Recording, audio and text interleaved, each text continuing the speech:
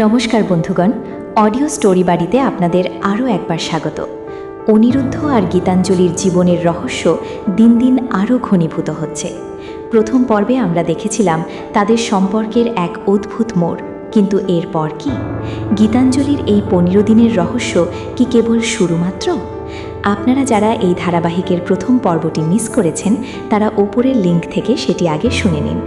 আর আজকের এই নতুন পর্বটি ভালো লাগলে অবশ্যই একটি লাইক দেবেন এবং আপনার মূল্যবান মতামত আমাদের কমেন্ট করে জানাবেন।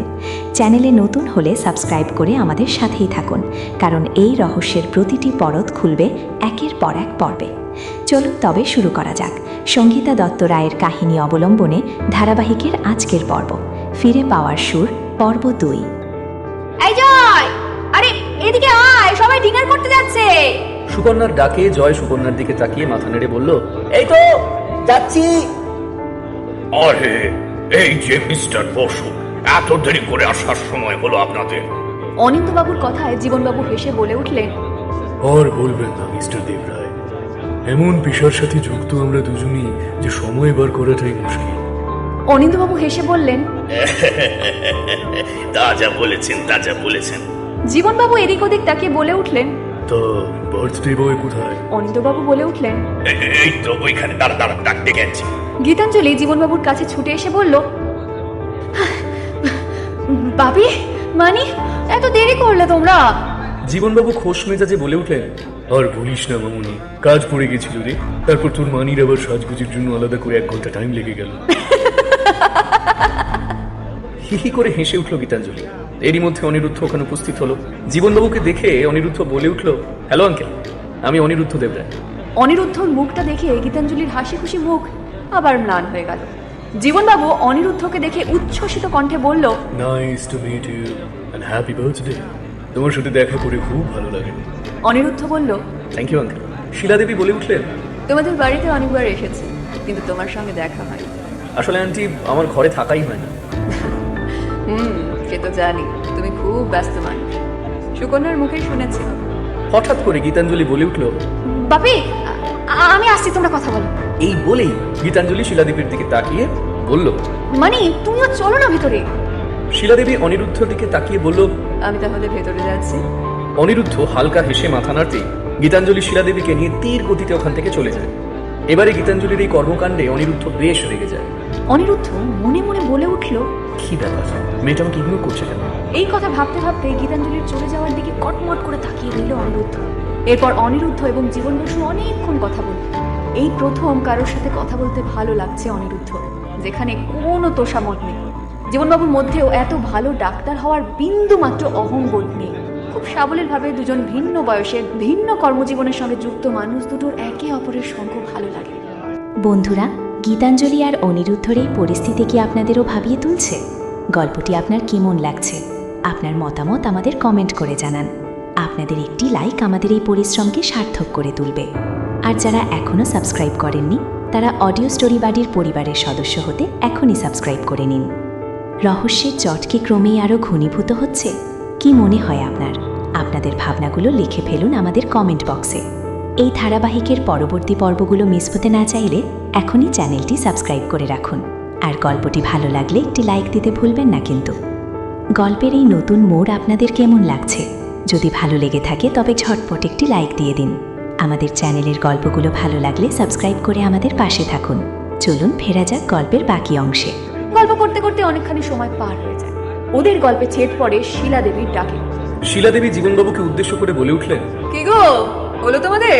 আর কত গল্প করবে? চলো, তোমরা খেতে চলো। এই বলে শিলাদেবী অনিরুদ্ধকে উদ্দেশ্য করে বলল, অনিরুদ্ধ, চলো খেয়ে নেবে, চলো। ওইদিকে সুকন্যা কি করছে দেখবে, চলো। শিলাদেবীর কথা শুনে অনিরুদ্ধ অবাক স্বরে বলল, বনু, সে আবার কি করছে? চলোই না। এই কথা শুনে অনিরুদ্ধরা সকলেই ভিতরে আসে।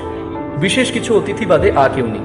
অনিরুদ্ধ গিয়ে দেখে সুকন্যা সহ অন্যান্য বন্ধুরা ধরে ধরে একে অপরকে কেকের ক্রিম লাগিয়ে দিচ্ছে।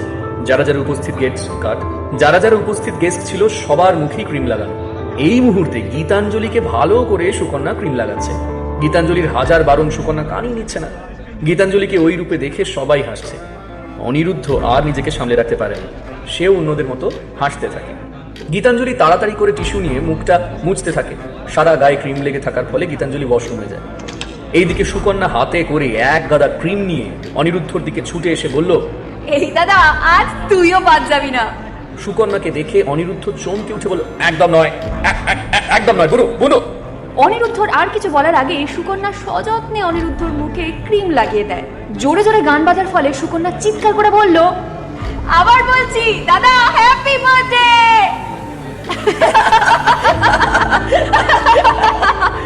অনিরুদ্ধ হেসে চট করে সুকন্যা সহ বাড়ির সবার মুখে ক্রিম লাগিয়ে দেয়। সবাই হাসি ঠাট্টা করতে থাকে। সব শেষে অনিরুদ্ধ ওখান থেকে বেরিয়ে ওয়াশরুমে যায়, কিন্তু ওয়াশরুমে ঢুকে ভেতরে কাণ্ড দেখে আরো জোরে জোরে হেসে ওঠে। ওয়াশরুমের ভেতরে গীতাঞ্জলি ক্রিম মাখা অবস্থায় শাওয়ারের জলে ভিজে একাকার হয়ে রয়েছে। বারবার চেষ্টা করছে শাওয়ারটাকে অফ করার, কিন্তু ক্রিম মাখা হাত বারবারই স্লিপ করছে। এমন অবস্থায় শাওয়ার বন্ধ করতে ব্যস্ত গীতাঞ্জলি অনিরুদ্ধকে দেখতে পায়নি। অনিরুদ্ধ তাড়াতাড়ি এগিয়ে যায় শাওয়ার বন্ধ করতে এবং শাওয়ারের উপর গীতাঞ্জলির হাতের উপর হাতটা রেখে শাওয়ারটা বন্ধ করে। এইদিকে গীতাঞ্জলির কাপড় চুল পুরো ভিজে চুপসে গেছে। গীতাঞ্জলি পিছন ফিরে অনিরুদ্ধর মুখটা দেখে ভয়ে আবার সামনের দিকে ফিরে তাকালো। ভিজে চুলে গীতাঞ্জলিকে অপরূপ লাগে অনিরুদ্ধর। জলে সিক্ত গীতাঞ্জলির সারা শরীর দিয়ে জল চুইয়ে পড়ছে। অনিরুদ্ধ গীতাঞ্জলির দিক থেকে চোখ ফেরাতে পারছে না। গীতাঞ্জলির ফর্সা মুখখানি লজ্জায় লাল হয়ে গেছে। সবুজ ব্লাউজে ফেটে পড়ছে তার সিক্ত শরীরের লাবণ্য। গীতাঞ্জলির বুকটা আবারও ধুকপুক করে উঠল। কিছু পরে গীতাঞ্জলিকে এমন অপ্রস্তুত অবস্থায় দেখে অনিরুদ্ধ ওখান থেকে চলে যাওয়ার জন্য ঘুরে দাঁড়াতেই গীতাঞ্জলির করে একটা অস্পষ্ট আওয়াজ শুনতে পেল। লাগছে। অনিরুদ্ধ গীতাঞ্জলির আওয়াজ শুনে ফিরে তাকিয়ে দেখে গীতাঞ্জলির চুল কোনোভাবে তার কোটের বোতামের সাথে লেগে গেছে।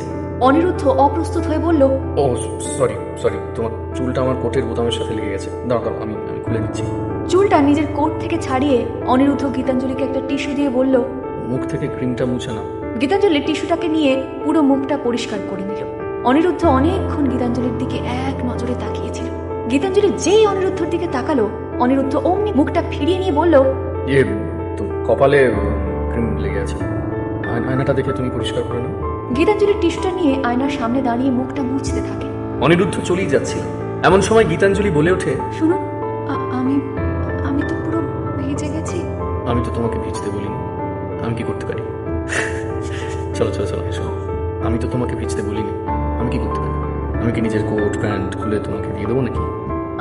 আমি সেটা কখন বললাম? তাহলে আমি কি করবো? আপনি একটু শুকুকে ডেকে দিন না প্লিজ। বন্ধুরা, গীতাঞ্জলি আর অনিরুদ্ধর এই পরিস্থিতি কি আপনাদেরও ভাবিয়ে তুলছে? গল্পটি আপনার কেমন লাগছে? আপনার মতামত আমাদের কমেন্ট করে জানান। আপনাদের একটি লাইক আমাদের এই পরিশ্রমকে সার্থক করে তুলবে। আর যারা এখনও সাবস্ক্রাইব করেননি, তারা অডিও স্টোরি বাড়ির পরিবারের সদস্য হতে এখনই সাবস্ক্রাইব করে নিন। রহস্যের চট কি ক্রমেই আরও ঘনীভূত হচ্ছে? কি মনে হয় আপনার? আপনাদের ভাবনাগুলো লিখে ফেলুন আমাদের কমেন্ট বক্সে। এই ধারাবাহিকের পরবর্তী পর্বগুলো মিস হতে না চাইলে এখনই চ্যানেলটি সাবস্ক্রাইব করে রাখুন। আর গল্পটি ভালো লাগলে একটি লাইক দিতে ভুলবেন না কিন্তু। গল্পের এই নতুন মোড় আপনাদের কেমন লাগছে? যদি ভালো লেগে থাকে তবে ঝটপট একটি লাইক দিয়ে দিন। আমাদের চ্যানেলের গল্পগুলো ভালো লাগলে সাবস্ক্রাইব করে আমাদের পাশে থাকুন। চলুন ফেরা যাক গল্পের বাকি অংশে। এমন অবস্থায় বাইরেও যেতে পারছি না। গীতাঞ্জলিকে আপাত মস্তক ভিজে শরীরে ঠান্ডায় কাঁপতে দেখে অনিরুদ্ধের খারাপ লাগলো। অনিরুদ্ধ সুর নরম করে বলল, কি করে ভিজলে? বুঝতে পারিনি, কলটা চালু করতে গিয়ে শাওয়ারটা জ্বালিয়ে ফেলেছি। অনিরুদ্ধ তার গা থেকে কোটটা খুলে গীতাঞ্জলির গায়ে দিয়ে বলল, ঠিক আছে, আমি বোনকে ডেকে দিচ্ছি। এই বলে অনিরুদ্ধ চলে গেল। কিছুক্ষণের মধ্যে সুকন্যা গীতাঞ্জলির কাছে আসে। গীতাঞ্জলিকে অমন অবস্থায় দেখে সুকন্যা চোখ কপালে তুলে বলল, কি অবস্থা করেছিস তোর? আরে চল তাড়াতাড়ি চেঞ্জ করবি, চল, না হলে তোর ঠান্ডা লেগে যাবে রে। সুকন্যার ঘরে এসে চেঞ্জ করতে করতে গীতাঞ্জলি অনিরুদ্ধর ভাবনায় মন। গীতাঞ্জলি মনে বলে উঠল, আজ সকাল থেকে যে কতবার ওনার মুখোমুখি হলাম, আমার একদম ইচ্ছা করে না ওনার সামনে যেতে। ওনাকে দেখলে কেমন যেন একটা হয়। এই কথা ভাবতে ভাবতে আয়নার সামনে দাঁড়িয়ে গীতাঞ্জলি নিজের দিকে তাকিয়ে বলল, আর কাউকে দেখলে তো এমন হয় না। ওনাকে দেখলে কেন বুকের ভেতরে উথাল পাথাল হয়? ওনাকে কেন দেখলে মনে হয় এই তো সে, যার হাত ধরে সারা জীবন কাটাতে পারবো। আচ্ছা, আমি কি ওনাকে ভালোবেসে ফেললাম? আজকেই তো দেখা হলো আমাদের, কিন্তু এটা তো ঠিক নয়। ওনার সাথে আমার আকাশ পাতাল তফাৎ। উনি তো আমাকে পছন্দই করেন না। সেটা সেটা বোঝা কেন ওনার প্রতি এমন অনুভূতি হচ্ছে আমার? হঠাৎ সুকন্যা বলে উঠল যে দিদিমণি, একটা কাপড় চেঞ্জ করতে তোর এত সময় লাগছে? ওদিকে দেখ, সবাই চলে গেল, শুধু একজন তোর আসার অপেক্ষা করছে। গীতাঞ্জলি সুকন্যার কথায় বলে উঠল। কে? সুকন্যা হেসে বলল, কে আবার? জয়। গীতাঞ্জলি বলে উঠল, যাচ্ছি, চল। ওদের দুজনকে আসতে দেখে জয় জিজ্ঞেস করলো, কি রে, কোথায় ছিলিস তুই? কখন থেকে ওয়েট করছি তোর জন্য, বাকিরা সবাই তো ডিনার করতে চলে গেল। গীতাঞ্জলি বিরক্তির সুর টেনে বলল, আর বলিস না, শুকুটা মাঝে মাঝে এমন কাণ্ড করে না। ও জানি আমি পছন্দ করি না এইসব। এই কথা শুনতেই সুকন্যা বলে উঠল, আগে তো বেশি বকিস না তো। আমি কি করে জানবো যে ক্রিম লাগানোর ফলে তোর এরকম কাক ভেজা অবস্থা হবে? সব সময় বুড়ি বুড়ি ভাব। লাইফে একটু এনজয়মেন্টের তো দরকার হয় নাকি? কেন সুকন্যার পেছনে লাগছিস? জানিস তো ওই রকম। সুকন্যা জয়ের দিকে একটা আঙুল দেখিয়ে বলল, এই জয়, একদম কি তোর সাইড নিয়ে কথা বলবি না। গীতাঞ্জলি চিৎকার করে বলল, উফ, এই তোরা চুপ কর তো। এতক্ষণ আমি আসছিলাম না বলে খুব দেরি হচ্ছিল, এখন হচ্ছে না? বল। সুকন্যা মুখ বেঁকিয়ে গীতাঞ্জলিকে উদ্দেশ্য করে বলল, হ্যাঁ হ্যাঁ দিদিমণি, চলুন, আপনার অপেক্ষায় প্রতীক্ষায় অধীর আগ্রহে অপেক্ষা করছে সবাই।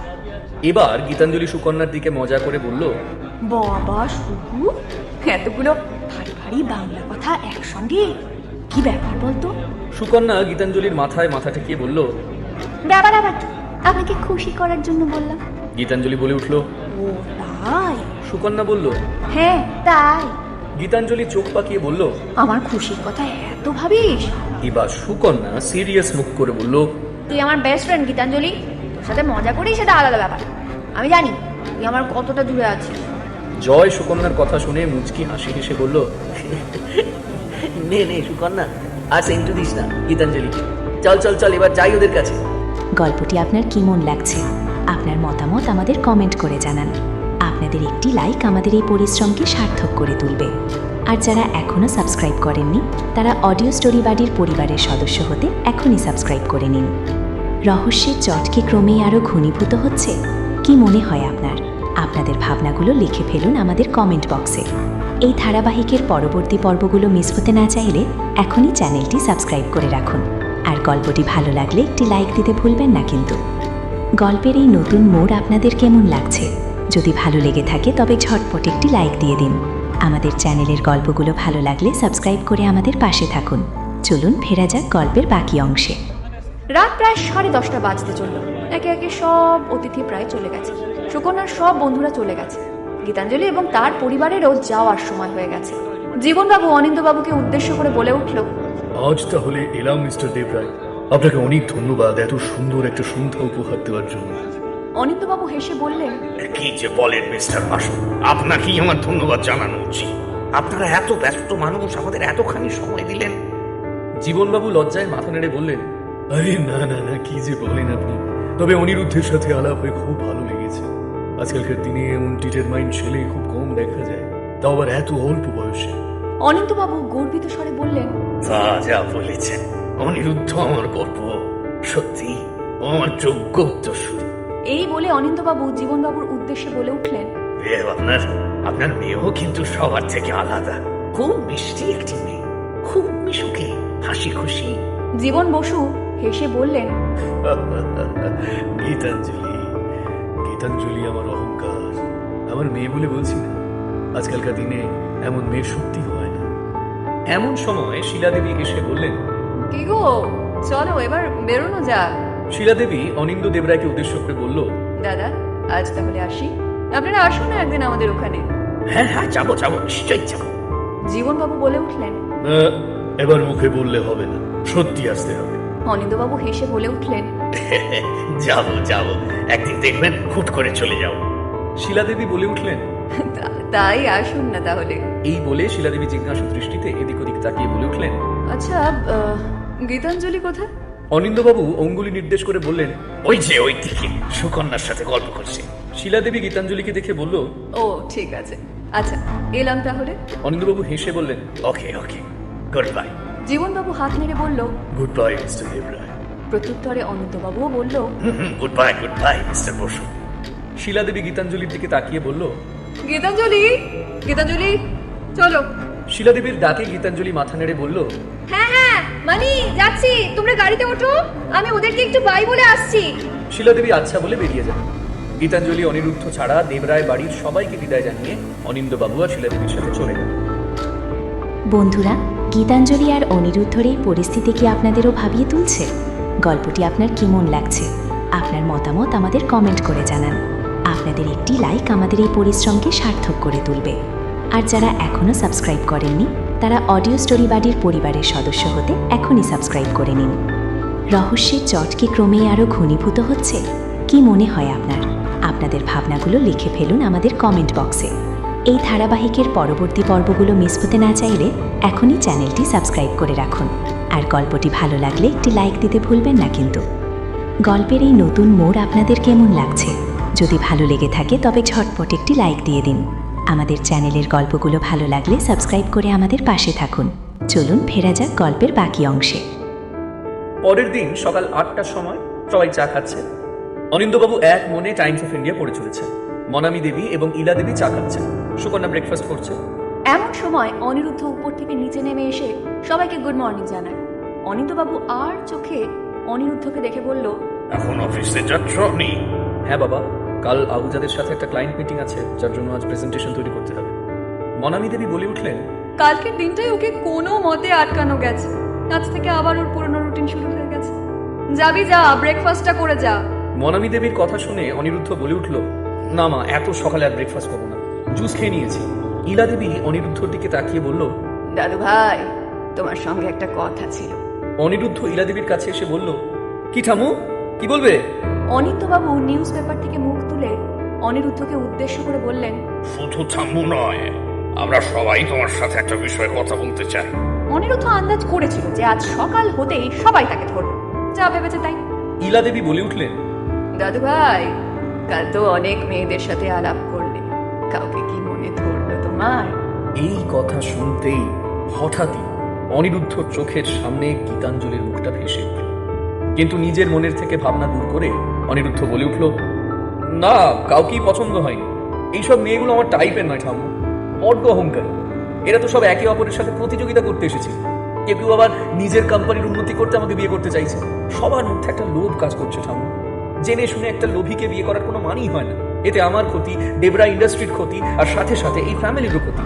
দেখো ঠাম্মু, আমি এখন বিয়ে করতে চাইছি না, আর কয়েক বছর পর এসব নিয়ে কথা বলবো। সবই তো বুঝলাম দাদু ভাই, ইলা দেবী চিন্তিত মুখে বললেন, কিন্তু আমারও তো বয়স হচ্ছে। তোমার বংশধরকে দেখে না গেলে আমি তো মরেও শান্তি পাবো না। এই কথাটা শুনতেই অনিরুদ্ধ রেগে গিয়ে ইলা দেবীকে বলল, কি সব আজে বাজে কথা বলছো ঠাম্মু? যা বলেছি ঠিকই তো বলেছি দাদু ভাই। শোনো শোনো, আমি আর কতদিন বা বাঁচবো বলো? তোমার তো বিয়ে করার কোনো ইচ্ছাই নেই। এই বলে ইলা দেবী অনিন্দবাবুর দিকে তাকিয়ে বললেন, সত্যি বলতে কি খোকা, তোর বন্ধুদের একটা কেউ আমার পছন্দ হয় না, কেউ আমার নাত বউ হওয়ার যোগ্য না। দাদু ভাইয়ের কথাগুলো ঠিক। অনিন্দবাবু ইলা দেবীকে উদ্দেশ্য করে বললেন, দেখো মা, আজকালকার সব মেয়েরাই তো এইরকম। আমাকে তো মেয়ের ফ্যামিলি ব্যাকগ্রাউন্ড দেখতে হবে। শিলিগুড়ি শহরে উচ্চবিত্ত সমাজের সাথে আমাদের ওঠা বসা, আমাদের সাথে মানাতে পারে এমন মেয়েকেই তো ঘরে লক্ষ্মী করে আনতে হবে। ইলা দেবী বিরক্ত মুখে বললেন, ওই সব মেয়েদের দ্বারা আমাদের এই বংশের ঐতিহ্য সংরক্ষণ হবে না বাবু। তুই তুই অন্যত্র দেখ। এই কথা শুনতেই অনিরুদ্ধ আঁতকে উঠে বলে উঠল, এখন নয় ঠাম্মু, পরে দেখা যাবে। আরে দাদু ভাই, তুমি বোঝো না, মেয়ে দেখলেই কি আর বিয়ে হয়ে যায় নাকি? চিন্তা নেই, তোমার জন্য আমরা সবচেয়ে ভালো মেয়েকেই বাঁচবো। মনামি দেবী বলে ওঠেন, দেখ অনি, তোর বাবার শরীর তো ভালো, ঠাম্মুরও তো বয়স হচ্ছে, আর তোরও তো বয়স 30 হলো। এটাই তো বেস্ট টাইম। তোর যখন নিজের পছন্দের কোনো মেয়ে নেই, তাহলে তো আমরা যাকে পছন্দ করব তাকেই তুই বিয়ে করবি। ইলা দেবী অনিরুদ্ধর দিকে আদুরে সুরে বলল, আর আর না করো না দাদু ভাই, আমার নজরে কিন্তু একটা মেয়ে আছে যে পরিবারের একদম যোগ্য পাচ্ছে, যে আমার দাদু ভাইয়ের জন্য একদম পারফেক্ট। অনেক দিন ধরে মেয়েটাকে দেখছি, আমাদের পরিবারের সঙ্গে খুব ভালোভাবে মিশে গেছে, সবাই ওকে ভালোবাসে। এই কথা শুনতেই মনামি দেবী ইলা দেবীর দিকে তাকিয়ে বলল, মা, আমরা আমরা ওকে জানি।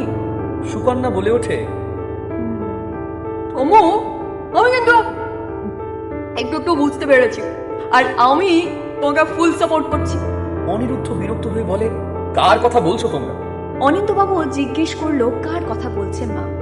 ইলা দেবী মুচকি হেসে বললেন, কেন, তোরা বুঝতে পারছিস না? অনিরুদ্ধ অধৈর্য হয়ে বলল, ওফ থামু, তুমি বলবে কি? আমার কিন্তু অফিসে দেরি হয়ে যাচ্ছে।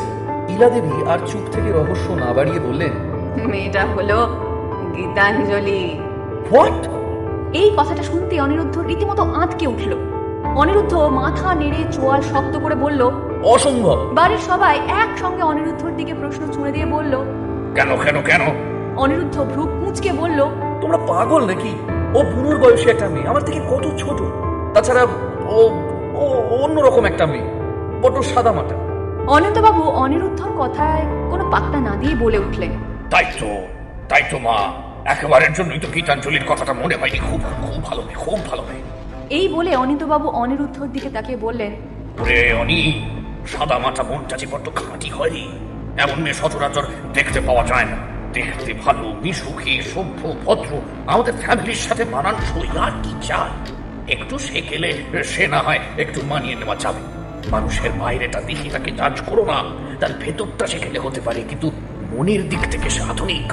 এই কথা শুনতেই মনামী দেবী অনিন্দবাবুকে সমর্থন করে বলল, আর অনি, তোর বাবাও তো আমার দাদার বয়সী ছিলেন। এই শুনে ইলা দেবী তার পুত্রবধূ ও পুত্রকে সমর্থন করে বললেন, আর দাদু ভাই, তোমার দাদু আমার কাকার বয়সী ছিলেন। আমরা কি সংসার করিনি? আরে এত তাড়াহুড়ো করছো কেন বলো তো তোমরা? অনিরুদ্ধ ইতস্তত করে বলে উঠল, আমাকে একটু ভাবার জন্য সময় তো দাও। আমি এখন বিয়ের জন্য প্রস্তুত নই। এখন আমার কাজটাই আমার কাছে সব। আমি এখনই আমার মাইন্ড ডিস্ট্র্যাক্ট করতে চাই না। সে কি কথা অনি? মনামী দেবীর কথায় অনিরুদ্ধ এবার কঠিন কণ্ঠে বলল, হ্যাঁ মা, বিয়ে মানেই ঝামেলা, আর এই সব করবো আমার সময় কোথায়? যাই হোক, এখন আমি বেরোচ্ছি, অফিসে লেট হয়ে যাচ্ছে। এইসব নিয়ে আলোচনা পরে করবো। মানে তাহলে গীতাঞ্জলির বাবা মায়ের সাথে কথা বলবো না? না না, এখন না। এই বলে অনিরুদ্ধ তাড়াতাড়ি করে বেরিয়ে যাচ্ছিল। হঠাৎ সুকন্যা বলে উঠল, এই দাদা ভাই, আমাকে একটু ডান্স একাডেমিতে ছেড়ে দিবি? অনিরুদ্ধ বলে উঠল, কেন? অন্য গাড়ি নিয়ে যা। আরে না রে, কোনো ড্রাইভার এখনো আসেনি। ওদের তো 9টায় আসার টাইম, আর আমাকে আজ 9টার মধ্যে একাডেমিতে পৌঁছাতে হবে। তুই না নিয়ে গেলে বাবাকে নিয়ে যেতে হবে। তোর তোর যাওয়ার রাস্তাতেই পড়বে। ওকে, চল। গল্পটি আপনার কেমন লাগছে? আপনার মতামত আমাদের কমেন্ট করে জানান। আপনাদের একটি লাইক আমাদের এই পরিশ্রমকে সার্থক করে তুলবে। আর যারা এখনও সাবস্ক্রাইব করেননি, তারা অডিও স্টোরি বাড়ির পরিবারের সদস্য হতে এখনই সাবস্ক্রাইব করে নিন। রহস্যের জট কি ক্রমেই আরও ঘনীভূত হচ্ছে? কি মনে হয় আপনার? আপনাদের ভাবনাগুলো লিখে ফেলুন আমাদের কমেন্ট বক্সে। এই ধারাবাহিকের পরবর্তী পর্বগুলো মিস হতে না চাইলে এখনই চ্যানেলটি সাবস্ক্রাইব করে রাখুন। আর গল্পটি ভালো লাগলে একটি লাইক দিতে ভুলবেন না কিন্তু। গল্পের এই নতুন মোড় আপনাদের কেমন লাগছে? যদি ভালো লেগে থাকে তবে ঝটপট একটি লাইক দিয়ে দিন। আমাদের চ্যানেলের গল্পগুলো ভালো লাগলে সাবস্ক্রাইব করে আমাদের পাশে থাকুন। চলুন ফেরা যাক গল্পের বাকি অংশে। একাডেমিতে পৌঁছে অনিরুদ্ধ সুকন্যাকে নামিয়ে দিল। গাড়ির দরজাটা বন্ধ না করে সুকন্যা একজনকে জিজ্ঞাসা করলো, এই গীতাঞ্জলি এসেছে রে? সে বলল, হ্যাঁ, অনেকক্ষণ হয়েছে এসেছে। তুই এলি? তাড়াতাড়ি চল, তুই আসিসনি বলে ও আর জয় ইন্দো ওয়েস্টার্নের উপর যুগলবন্দি করছে। সুকন্যা ব্যস্ত হয়ে বলল, তাই? এই কথা শুনতেই সুকন্যা অনিরুদ্ধকে কোনো মতে আসছি বলে একাডেমির ভিতরে ঢুকে যায়। অনিরুদ্ধর কেন জানি না জয়ের নামটা শুনে রাগ ধরে গেল। রাগত মনেই গাড়িটা স্টার্ট দিতে গিয়ে দেখে সুকন্যা তার কলেজে যাওয়ার ব্যাগটা ফেলে গেছে। ব্যাগটা দেখে এক রাশ বিরক্তি এসে পড়ে অনিরুদ্ধর মুখে। সকাল থেকেই আজ মুড অফ, একটু অফিসে তাড়াতাড়ি যাবে তার উপায় নেই। এই ভেবে গজগজ করতে করতে অনিরুদ্ধ যেটা কখনো করেনি সেটাই করল। গাড়িটাকে পার্কিংয়ে ঢুকিয়ে একাডেমিতে ঢুকল। কিছুক্ষণ খোঁজার পর সুকন্যাকে দেখতে পেয়ে এগিয়ে গেল অনিরুদ্ধ। ধীর পায়ে ডান্স রুমের ভিতরে ঢুকে দেখলো গীতাঞ্জলি আর জয় মডার্ন ক্লাসিক্যাল মিউজিকের তালে নেচে যাচ্ছে। অসাধারণ তাদের নৃত্যশৈলী। মুগ্ধ হয়ে অনিরুদ্ধ গীতাঞ্জলির নাচ দেখছে, কিন্তু গীতাঞ্জলির শরীরটাকে জয় যতবার স্পর্শ করছিল অনিরুদ্ধর মনে কোথায় একটা খারাপ লাগা কাজ করছিল। অনিরুদ্ধ ওখানে আর থাকতে না পেরে সুকন্যাকে বাইরে রেখে নিয়ে এলো। সুকন্যা ব্যস্ত হয়ে বলল, কি দাদা, তুমি এখানে? অনিরুদ্ধ বিরক্ত হয়ে বলল, কি করবো বল, তোর জন্যই আসতে হলো। আমার জন্য? কেন? কলেজে যাবার জন্য যে ব্যাগটা নিয়ে এসেছিলিস সেটা তো আমার গাড়িতেই ফেলে এসেছিস। ও হ্যাঁ, ও সরি দাদা। এই বলে ব্যাগটা অনিরুদ্ধর কাছ থেকে নেয়। ঠিক আছে, আমি আসছি। যেতে যেতে অনিরুদ্ধ মনে মনে বলল, এখান থেকে যত তাড়াতাড়ি বেরোতে পারি ততই ভালো। গল্পটি আপনার কেমন লাগছে? আপনার মতামত আমাদের কমেন্ট করে জানান। আপনাদের আপনাদের একটি লাইক আমাদের এই পরিশ্রমকে সার্থক করে তুলবে। আর যারা এখনও সাবস্ক্রাইব করেননি তারা অডিও স্টোরি বাড়ির পরিবারের সদস্য হতে এখনই সাবস্ক্রাইব করে নিন। রহস্যের জট কি ক্রমেই আরও ঘনীভূত হচ্ছে? কি মনে হয় আপনাদের ভাবনাগুলো লিখে ফেলুন আমাদের কমেন্ট বক্সে। এই ধারাবাহিকের পরবর্তী পর্বগুলো মিস হতে না চাইলে এখনই চ্যানেলটি সাবস্ক্রাইব করে রাখুন। আর গল্পটি ভালো লাগলে একটি লাইক দিতে ভুলবেন না কিন্তু। গল্পের এই নতুন মোড় আপনাদের কেমন লাগছে? যদি ভালো লেগে থাকে তবে ঝটপট একটি লাইক দিয়ে দিন। আমাদের চ্যানেলের গল্পগুলো ভালো লাগলে সাবস্ক্রাইব করে আমাদের পাশে থাকুন। চলুন ফেরা যাক গল্পের বাকি অংশে। এরপর অফিসে পৌঁছে অনিরুদ্ধ কিছুতেই কাজে মনোনিবেশ করতে পারে না। বড় দ্বিধাগ্রস্ত হয়ে রয়েছে সে। বারবার গীতাঞ্জলি আর জয়ের নাচের দৃশ্য তার চোখের সামনে ভেসে উঠছে। যতবার ভাবছে ততবার মাথাটা গরম হয়ে যাচ্ছে। নিজের প্রতি স্বগতোক্তি করে অনিরুদ্ধ বলে উঠল, কেন এমন হচ্ছে? কেন ওই মেয়ে কেন আমার মনে এতখানি প্রভাব ফেলেছে? কিছুতেই কাজে মন বসাতে পারছি না, কিছুতেই মন থেকে মেয়েটাকে মন থেকে কিছুতেই মুছে দিতে পারছি না। কি অসহ্য লাগছে আমার। আবার বাড়ির লোকেরও এই মেয়েটা কি ভালো লাগতে হলো। May I come in sir? একটা পুরুষ কণ্ঠস্বর শুনে অনিরুদ্ধ নিজের ভাবনা থেকে বেরিয়ে সামনে তাকিয়ে বলল, ইয়েস কাম ইন। সাম্য ভেতরে আসতেই অনিরুদ্ধ আর দেরি না করে বলল, শ্যামো, আমাকে আজকের শিডিউলটা একটু বলো। সাম্য বলে উঠল, স্যার, আজ আপনার দুটো মিটিং রয়েছে। নিউ জলপাইগুড়ির ওখানে একটা সাইট সিন করতে যেতে হবে, আর দুটো কারখানার ভিজিটে যাওয়ার আছে। আর এখন এই ফাইলটা একটু দেখে নেবেন। অনিরুদ্ধ বলে উঠল, আচ্ছা আচ্ছা, আহুজাদের জন্য প্রেজেন্টেশন? সাম্য বলল, হ্যাঁ স্যার। অনিরুদ্ধ মাথা নেড়ে বলল, আচ্ছা ঠিক আছে, তুমি যাও, আমি দেখে নিচ্ছি। আর ফার্স্ট মিটিংটা 10:30টায় ডেকে নাও। হ্যাঁ সাম্য ওকে স্যার। বলে বেরিয়ে যাওয়ার পর অনিরুদ্ধ কাজে লেগে পড়ে। মিটিং পর্ব সেরে অনিরুদ্ধ কারখানাগুলোর ভিজিট করে সাম্য এবং ম্যানেজারকে নিয়ে নিউ জলপাইগুড়ির উদ্দেশ্যে বেরিয়ে পড়ে। দুপুর 3টে বাজতে চলল। সাইট সিন হয়ে গেছে, অনিরুদ্ধের লাঞ্চ হয়ে গেছে। সাম্য এবং ম্যানেজারের লাঞ্চ সারা হলে তারা আবার শিলিগুড়িতে ফিরে আসবে। অনিরুদ্ধ হোটেলের লাউঞ্জ থেকে অগ্নিসেনকে ফোন করে। অগ্নিসেন ফোনটা ধরতেই অনিরুদ্ধ বলে উঠল, হ্যালো হ্যালো হ্যালো আঙ্কেল।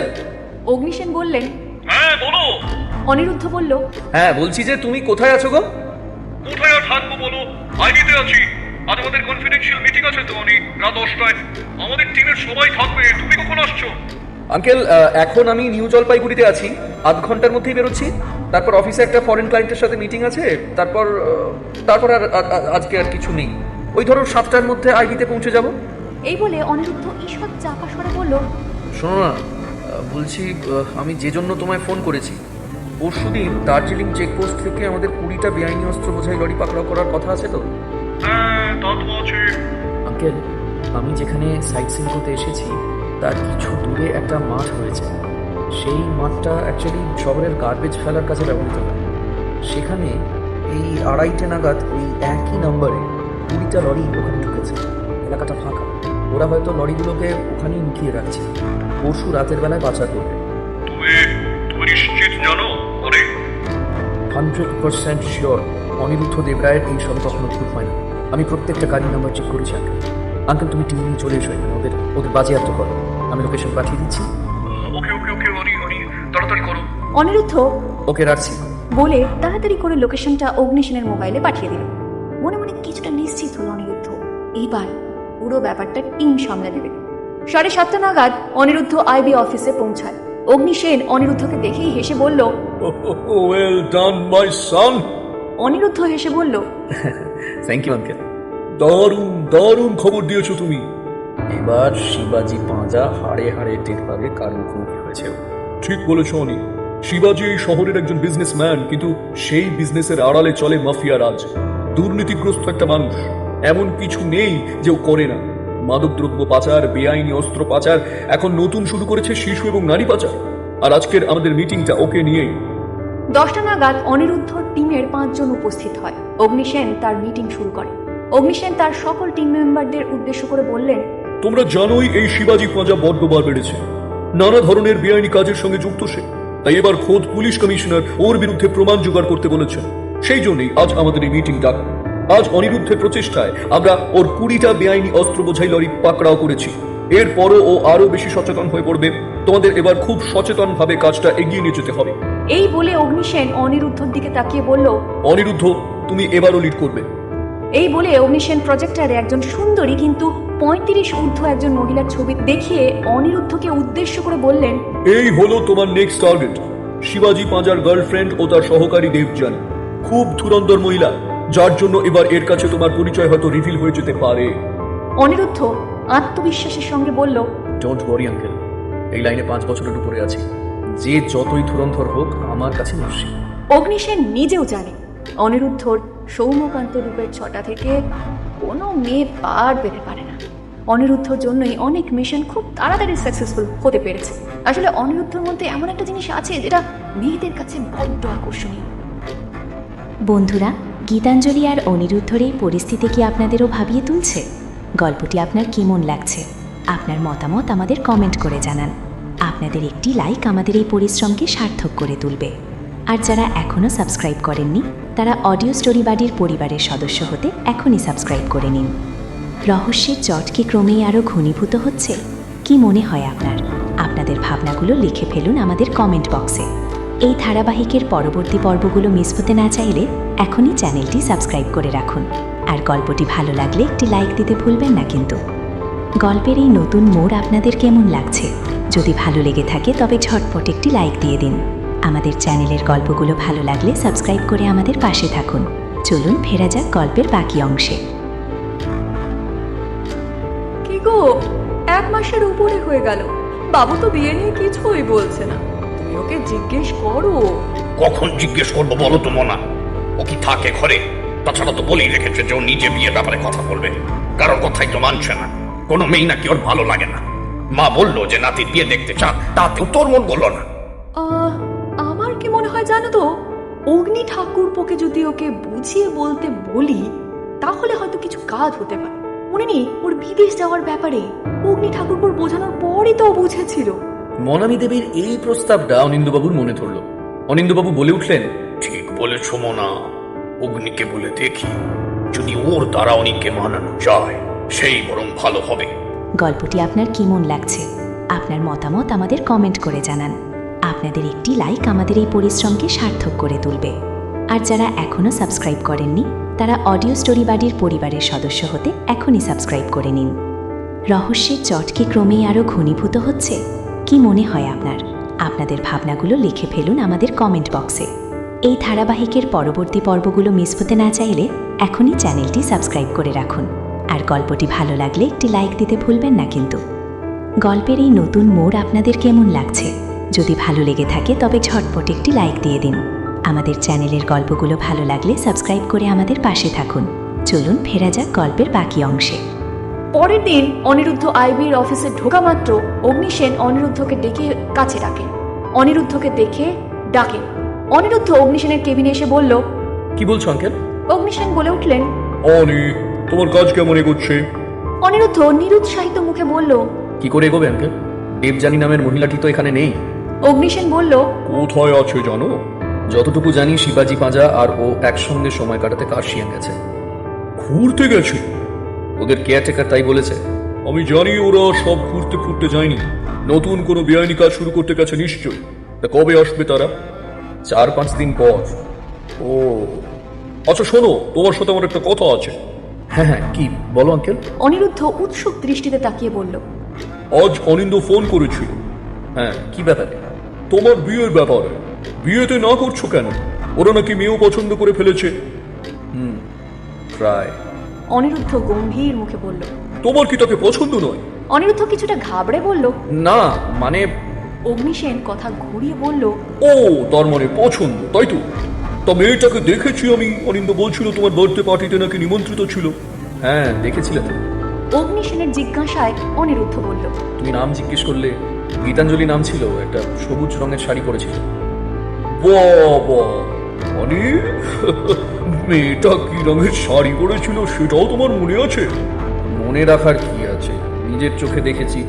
অগ্নিসেন ঘাড় নেড়ে বললেন, নিজের চোখেই তো আমরা দেখি, কিন্তু যেটা মনে রাখতে চাই সেটাই মনে থাকে, বুঝলে? তা মেয়েটা তো খুব সাধারণ, অনিন্দর পছন্দ হলো। অনিরুদ্ধ বলে উঠল, আঙ্কেল, ও সুকন্যার বন্ধু।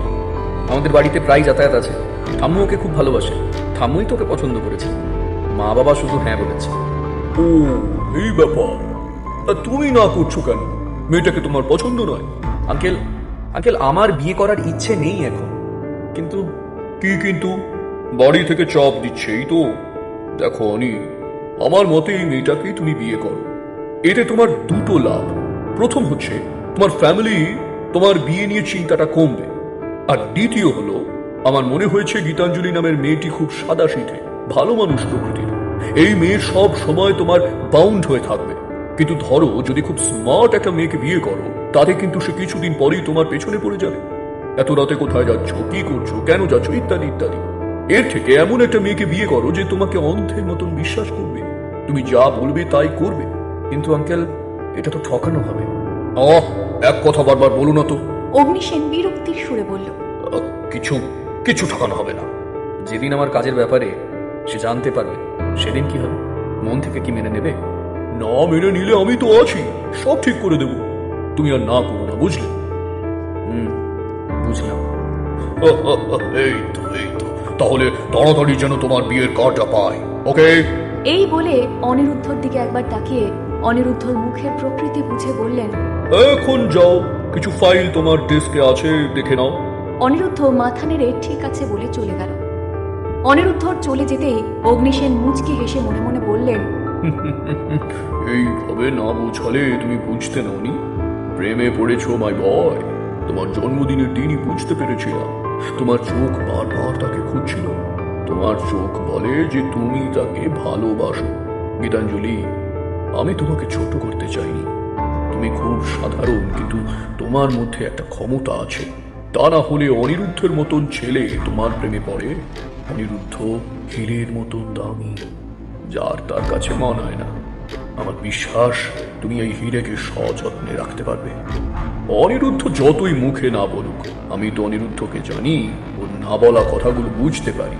আমি তো একদিন ওর মতন বয়স পার করে এসেছি। আমিও তোমার মতন একজনকে খুব ভালোবাসতাম, কিন্তু আমার ভুলে এসে আমাকে ছেড়ে চলে গেছে। সেই ভুলের প্রায়শ্চিত্ত আমি আজও করছি। ভালোবাসা কি আমার থেকে ভালো আর কেউ জানে না। হ্যালো, ডাক্তার বাসু বলছেন? ফোনের অপর প্রান্ত থেকে জীবন বাসু বলে উঠলেন। অনিন্দবাবু হাসি মুখে বললেন, আমি অনিন্দ দেবরায় বলছি।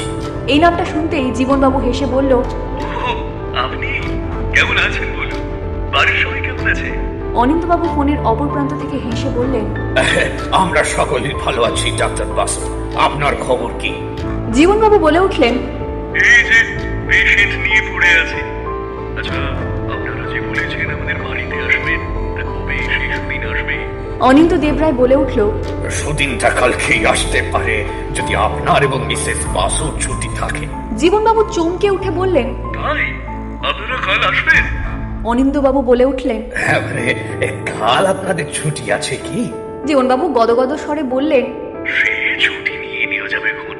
ঠিক আছে ঠিক আছে, কাল সন্ধ্যা 7টায় আমরা আসছি। হ্যাঁ, নিশ্চয়ই নিশ্চয়ই।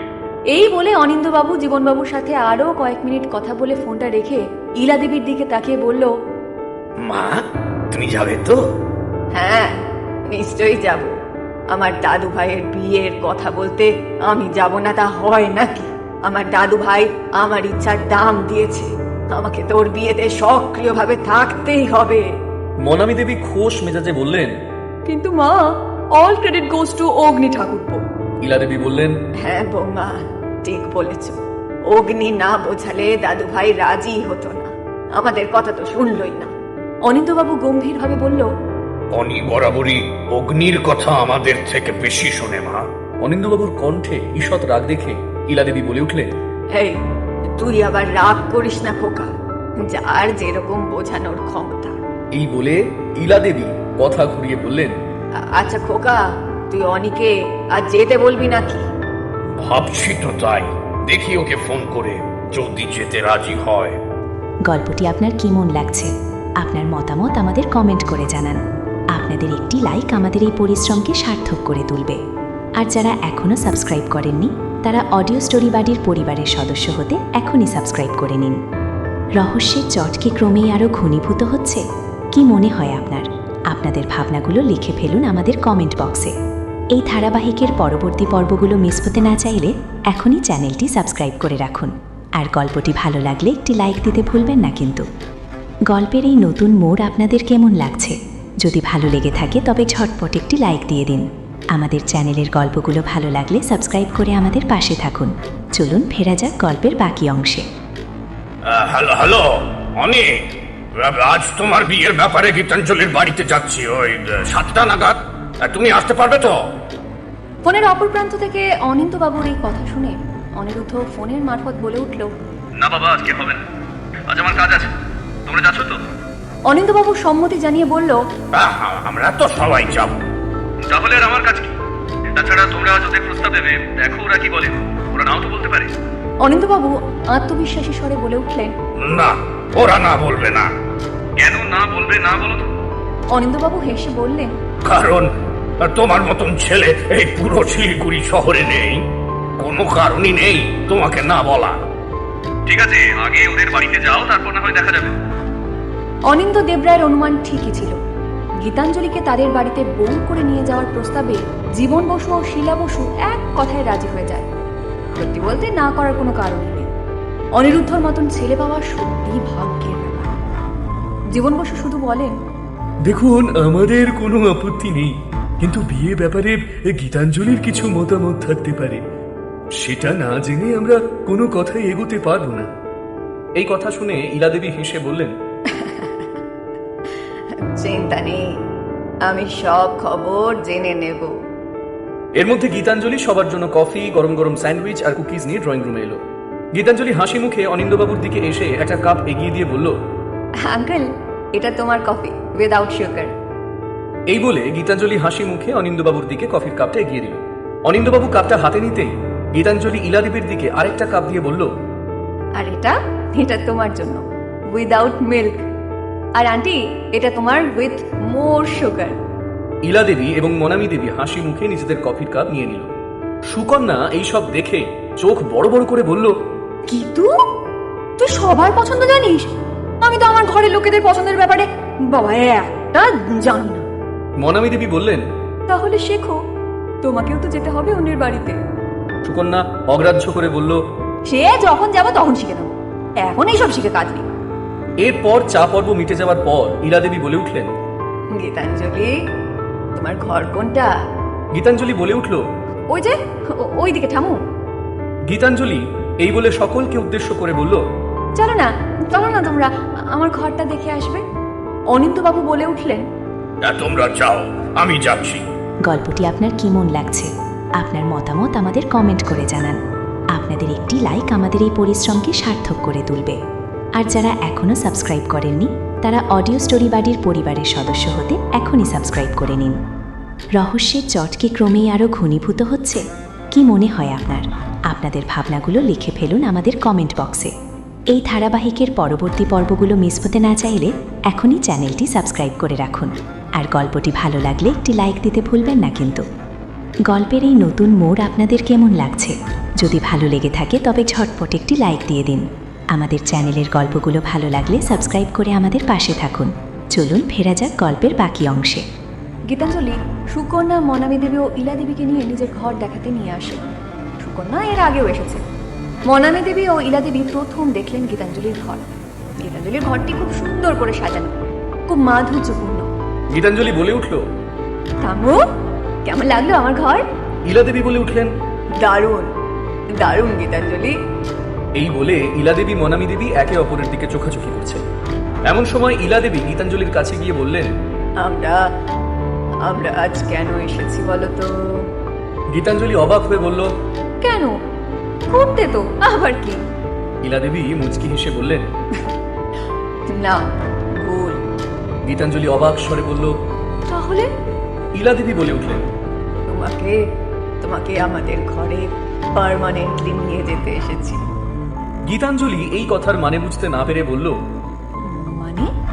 ইলাদেবী মুচকি হেসে বললেন, মানে আমার দাদুভাইকে বিয়ে করবে দিদিভাই? এই কথা শুনতেই গীতাঞ্জলি আঁতকে উঠে বলল, কি? মনামী দেবী বলে উঠলেন, হ্যাঁ রে, তুই আমার ঘরে বউ হয়ে আসবি তো? দেখ, না করবি না কিন্তু। তোর মা বাবা কিন্তু হ্যাঁ বলে দিয়েছে। এই কথাটা শুনে গীতাঞ্জলির গালগুলো লাল হয়ে গেল। লজ্জায় মাথা নিচু করে উঠে আসে ওদের কাছ থেকে। ক্ষণিকের জন্য গীতাঞ্জলির মনে একটা ভালো লাগার ছোঁয়া লাগলেও পরক্ষণেই দেবরায় ম্যানশনে অনিরুদ্ধর সাথে কাটানো সময়ের অভিজ্ঞতায় গীতাঞ্জলির মনের আকাশে কালো মেঘের সঞ্চার হলো। গীতাঞ্জলি মনে মনে বলে উঠল, কিন্তু তো আমি কেন? আমার মতো মেয়েকে পছন্দ করার কোনো কারণ তো ওনার নেই। তাহলে তাহলে আমি কেন? সুকন্যা অধৈর্য হয়ে বলল, কি হলো গীতাঞ্জলি, কিছু বল। কিছুক্ষণ পরে গীতাঞ্জলির হৃদকম্পন কম হওয়ার পর মাথা নিচু করে গীতাঞ্জলি আস্তে আস্তে বলল, সবাই সবাই রাজি আছে? সুকন্যা বলল, হ্যাঁ রে, সবাই রাজি। কিন্তু ইলা দেবী বলে উঠলেন, দিদি ভাই, তুমি যার কথা বলছো সে অনুমতি না দিলে কি আমরা তোমাকে বিয়ের প্রস্তাব দিতে পারি? গীতাঞ্জলি ইতস্তত করে বলল, না মানে উনি সত্যি হ্যাঁ বলেছেন? মনামী দেবী বলে উঠলেন, হ্যাঁ রে, ও কালকেই হ্যাঁ বলেছে, আর আজ সন্ধ্যাবেলাতেই তোর কাছে এলাম। গীতাঞ্জলি আপত্তির সুরে বলে উঠল, কিন্তু কিন্তু আন্টি, আমার মাস্টার্সটা কমপ্লিট হয়নি। মনামী দেবী বলে উঠলেন, তো কি হয়েছে, বিয়ের পর করবি।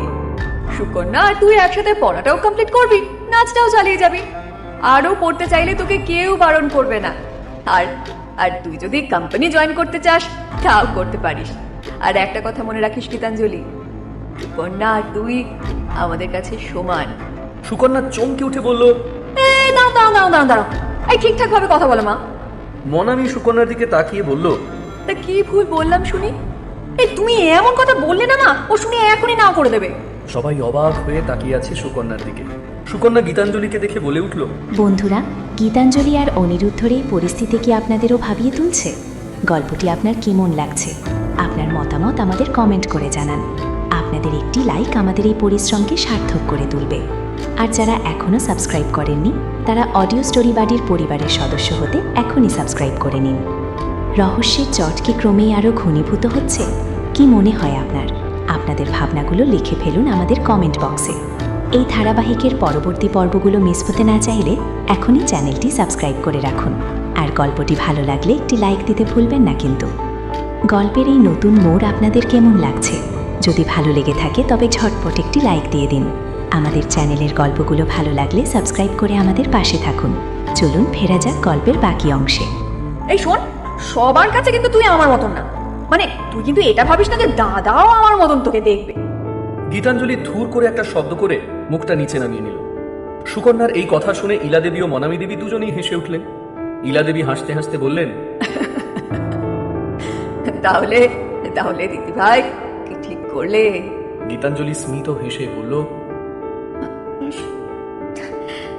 সব ঠিক আছে ঠাম্মু, কিন্তু কোথাও একটা। ইলা দেবী গীতাঞ্জলির মনের অবস্থা বুঝতে পেরে বললেন, আচ্ছা আচ্ছা আচ্ছা, বুঝতে পেরেছি। দাদু ভাই সত্যি এই বিয়েতে রাজি কিনা এ নিয়ে ভাবছো তো? গীতাঞ্জলি মাথা নেড়ে বলল, না মানে আমাকে তো উনি ঠিক পছন্দ করেন না, তাহলে উনি কেন রাজি হলেন?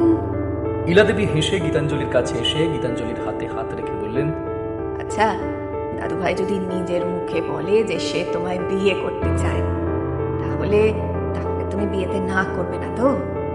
গীতাঞ্জলি চমকে উঠে বলল, আমি আমি সেটা বলিনি ঠাম্মু, তোমাদের কথা আমি বিশ্বাস করছি, কিন্তু।